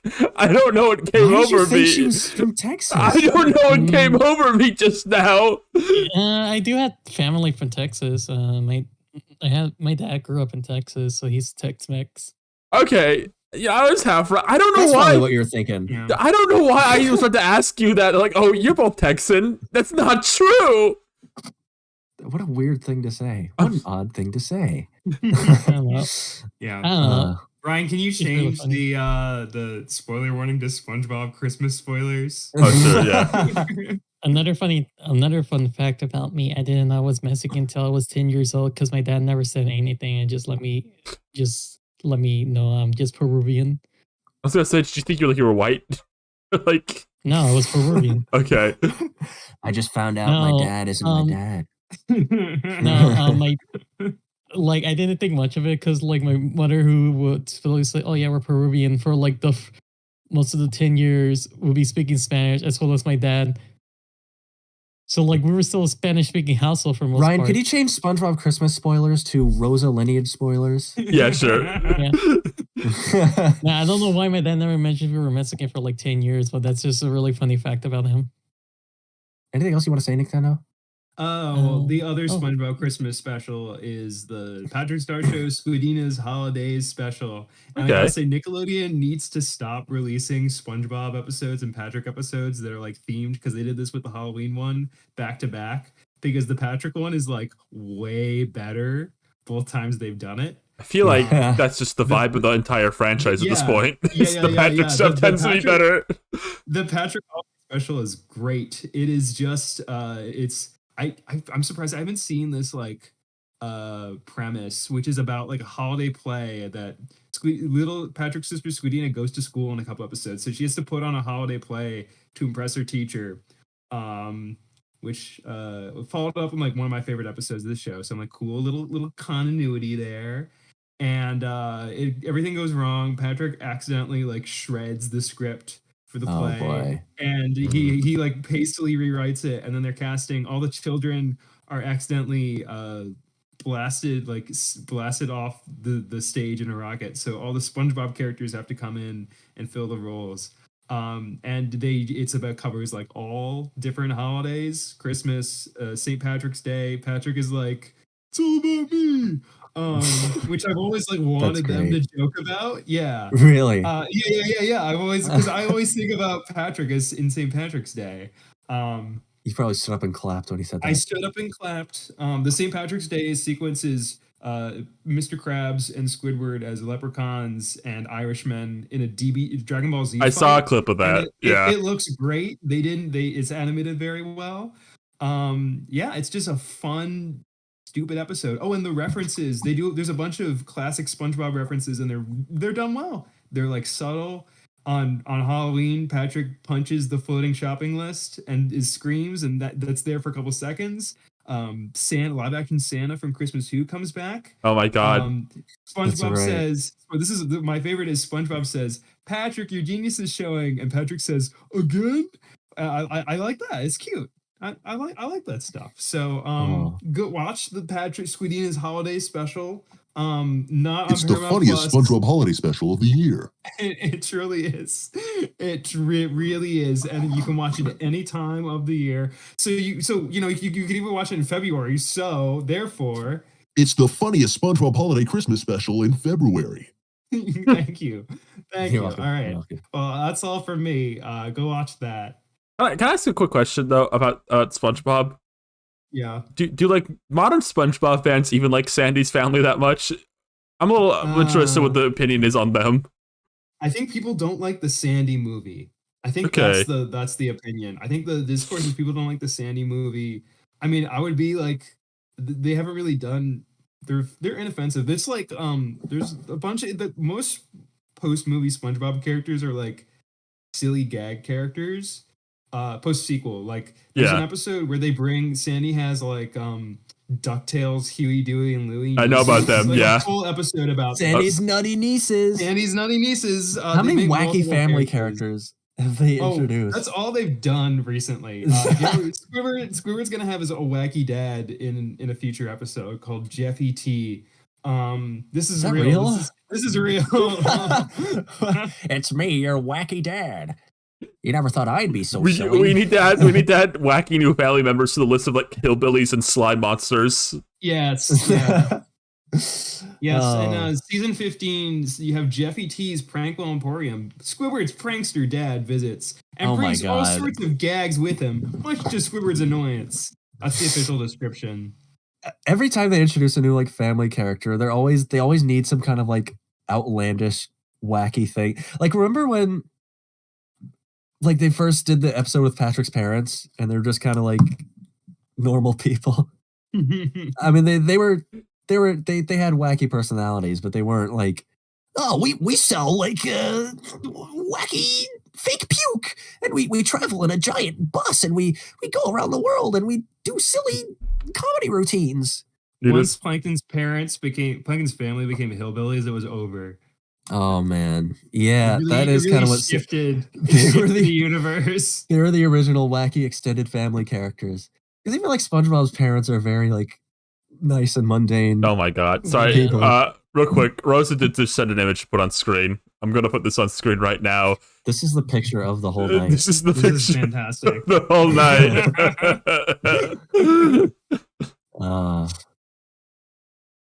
Okay.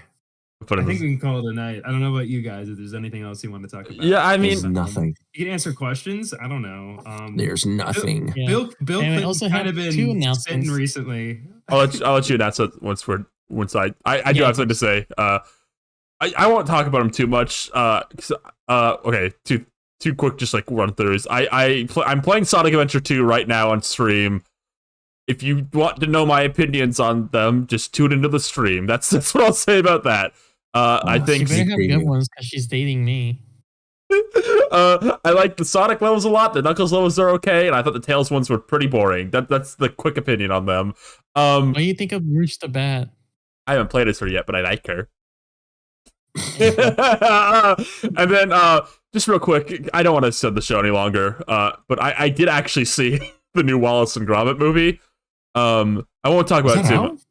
It's out in the UK, and if you know where to find it, you could find it. Oh, I get it. Wink, wink.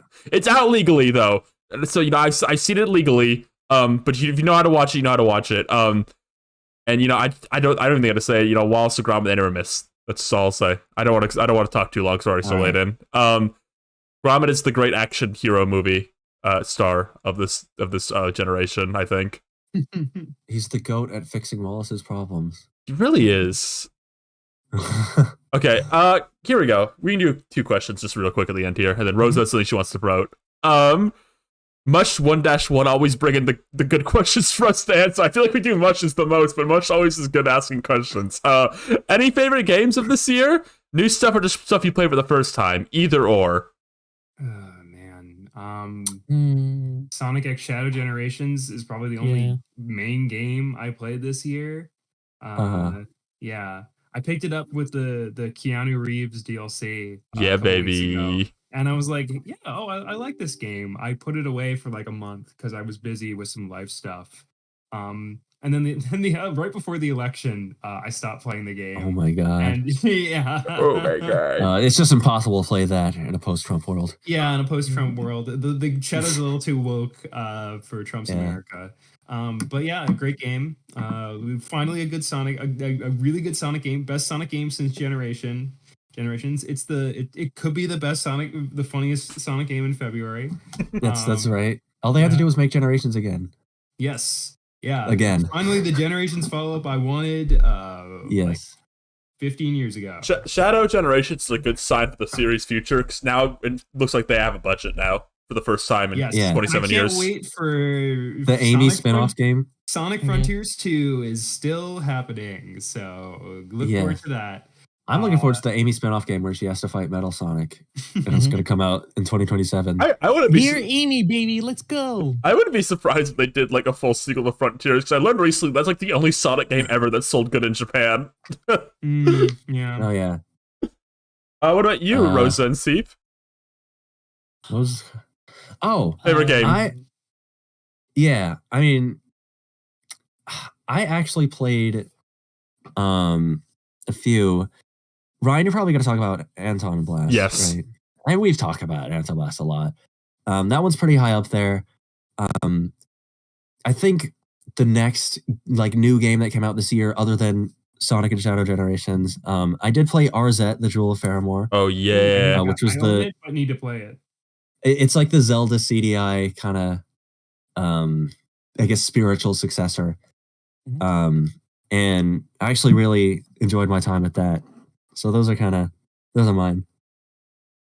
Okay, what about you, Rosa? You play so many games. You're the real gamer of this group.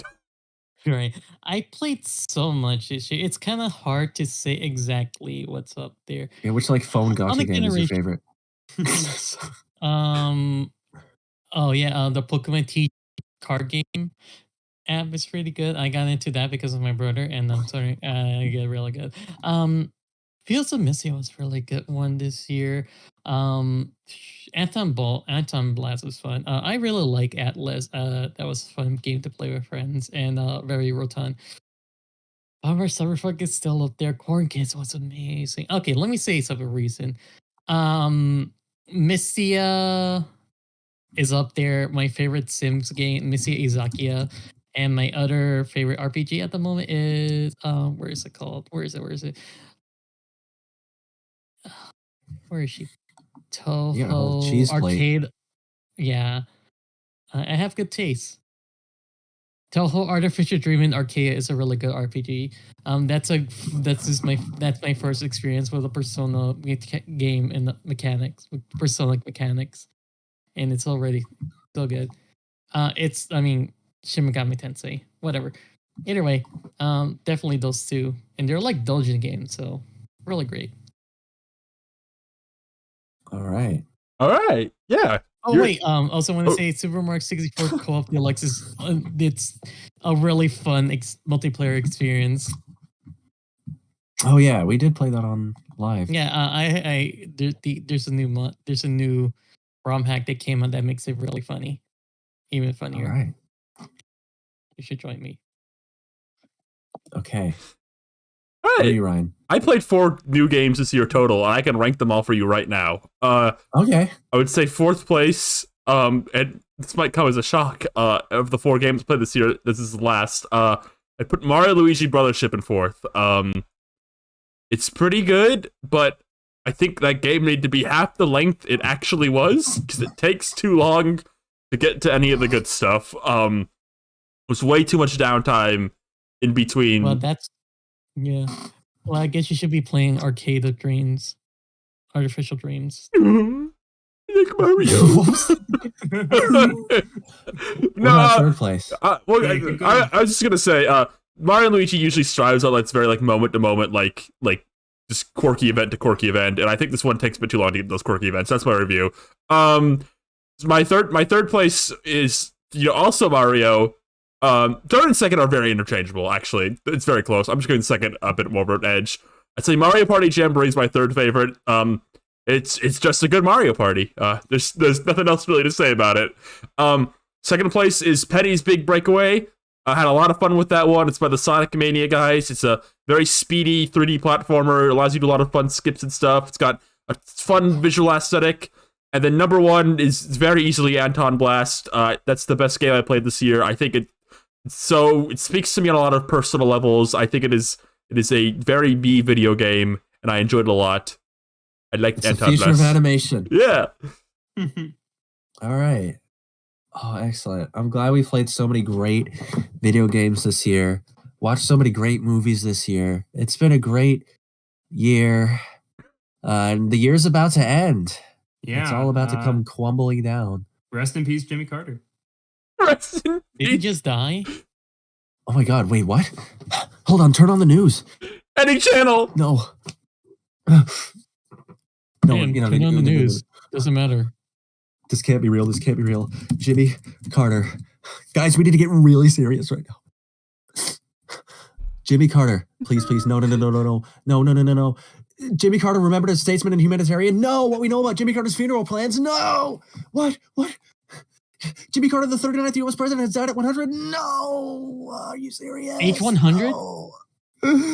He died at 100. He lived just long enough to elect the first female president.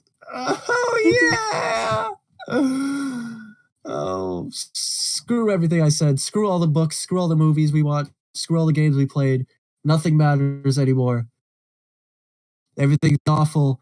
Ready to Starcast is never coming back. We're never going to do more episodes ever again. That's it. We're done. We're out of here. What if they release a new Kirby game next year? I might stick around for that, actually.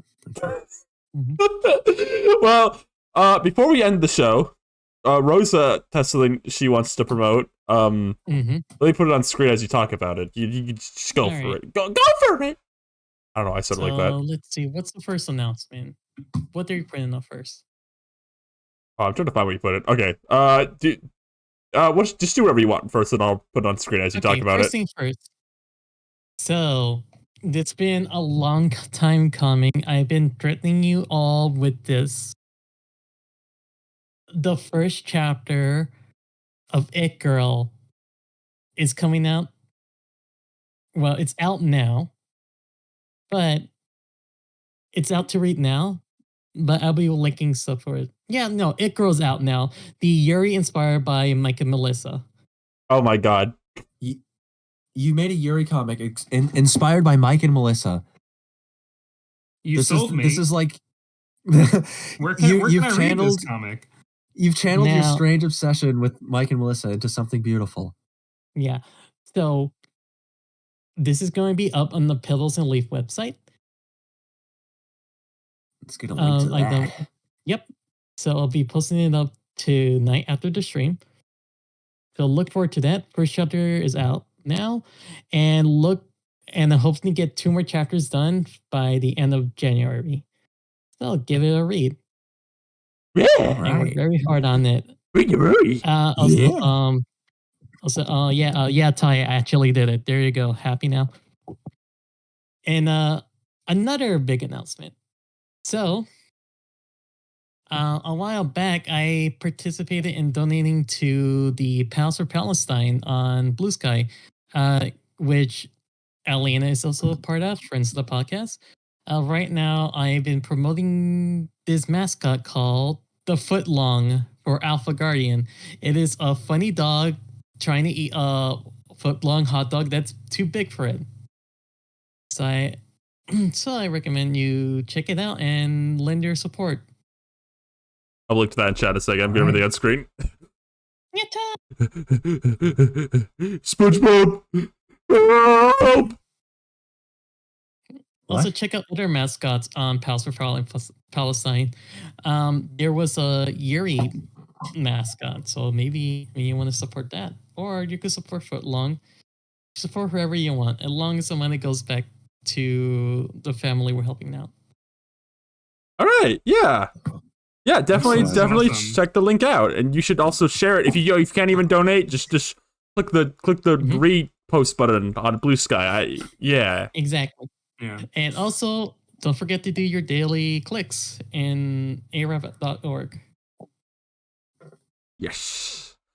All right, Nick, do you have anything you want to promote before we end the show too? Also, any upcoming videos? New Nintendo video, January 2025. Longest Nintendo video ever. The Hitpig review is finally coming. 2023 and 2024 best and worst new shows ranking. It's gonna blow your mind. The video is getting extremely long, but I'm really happy with it. We're talking about all the hits. We're talking about Mr. Burcham. We're talking about the Sausage Party cartoon. Oh my god. We're talking about Velma. Oh no. Not Velma. Special guest star. Lots of special guest stars. Star-studded. Even me. Yeah, yes, you. I'm not talking to you, Rosa. Yes, you. You're gonna be in the video. Yeah. Fine, I'll So make my own special guest big, stars. big Nintendo video coming up. After that, I don't know but I don't really have any plans. But look forward to that next month. You'll all love my segment when I talk about Z Squad. Oh my god. Look forward for the Rosa Lucky Star segment on the Nintendo video instead of her blog. Well, Yes, ma'am. I think we've gone on super long. Yeah, way too long, honestly. I thought 3 hours was the minimum. I'm not surprised. So Yeah, okay. I'm just surprised we talked about Hitpig for an hour. I'm gonna be honest. we got a solid hour of Hitpig. Thank you guys for keeping your promise. I will look into this weird David Feastable's Korean cartoon and not make a video about it. Yeah. Yeah, now you have to like Click on my honey link. you have to like link on your YouTube channel, like not making a Hitpig video. Just click this. We're talking about it here. Guys, everyone has been asking, Nick, where's the Hitpig video? Where's the Hitpig video? There's sorry, I refuse. No review. I refuse. Yeah, sorry. I guess that really says it all. Yeah, you can go on my Letterboxd account. I have a little write up about Hitpig. I wrote a couple paragraphs about Sonic. I have the like 10th or like 12th most popular review of Sonic 3. Yeah, good stuff. Wow. Ooh. You gave it 3 stars to SpongeBob Christmas. Wait a minute, hold on! 1.5 to Red One! What? We gotta end this show right now. I'm sorry. We got some talking to do. Steam coming out of my ears! I'm not happy about this! Callum Drift risked life and limb. He waded through blood and bone through the streets of the North Pole looking for Santa Claus. And this is how you repay him. I hate you, Nintendo. Unprofessional. I hate you. Should we do the thing? Oh, yeah, we're gonna do the thing. Nintendo would not stand a chance if Garcia walked up to him and asked to do the thing. Is that the name of the polar bear? Yeah. Yes. I saw that is his name. All right. We can wrap up now. Good night, everyone. Good night. Bye. Take care. We're not Attack coming your back. little ads agency each time they put an ad on YouTube and Twitch.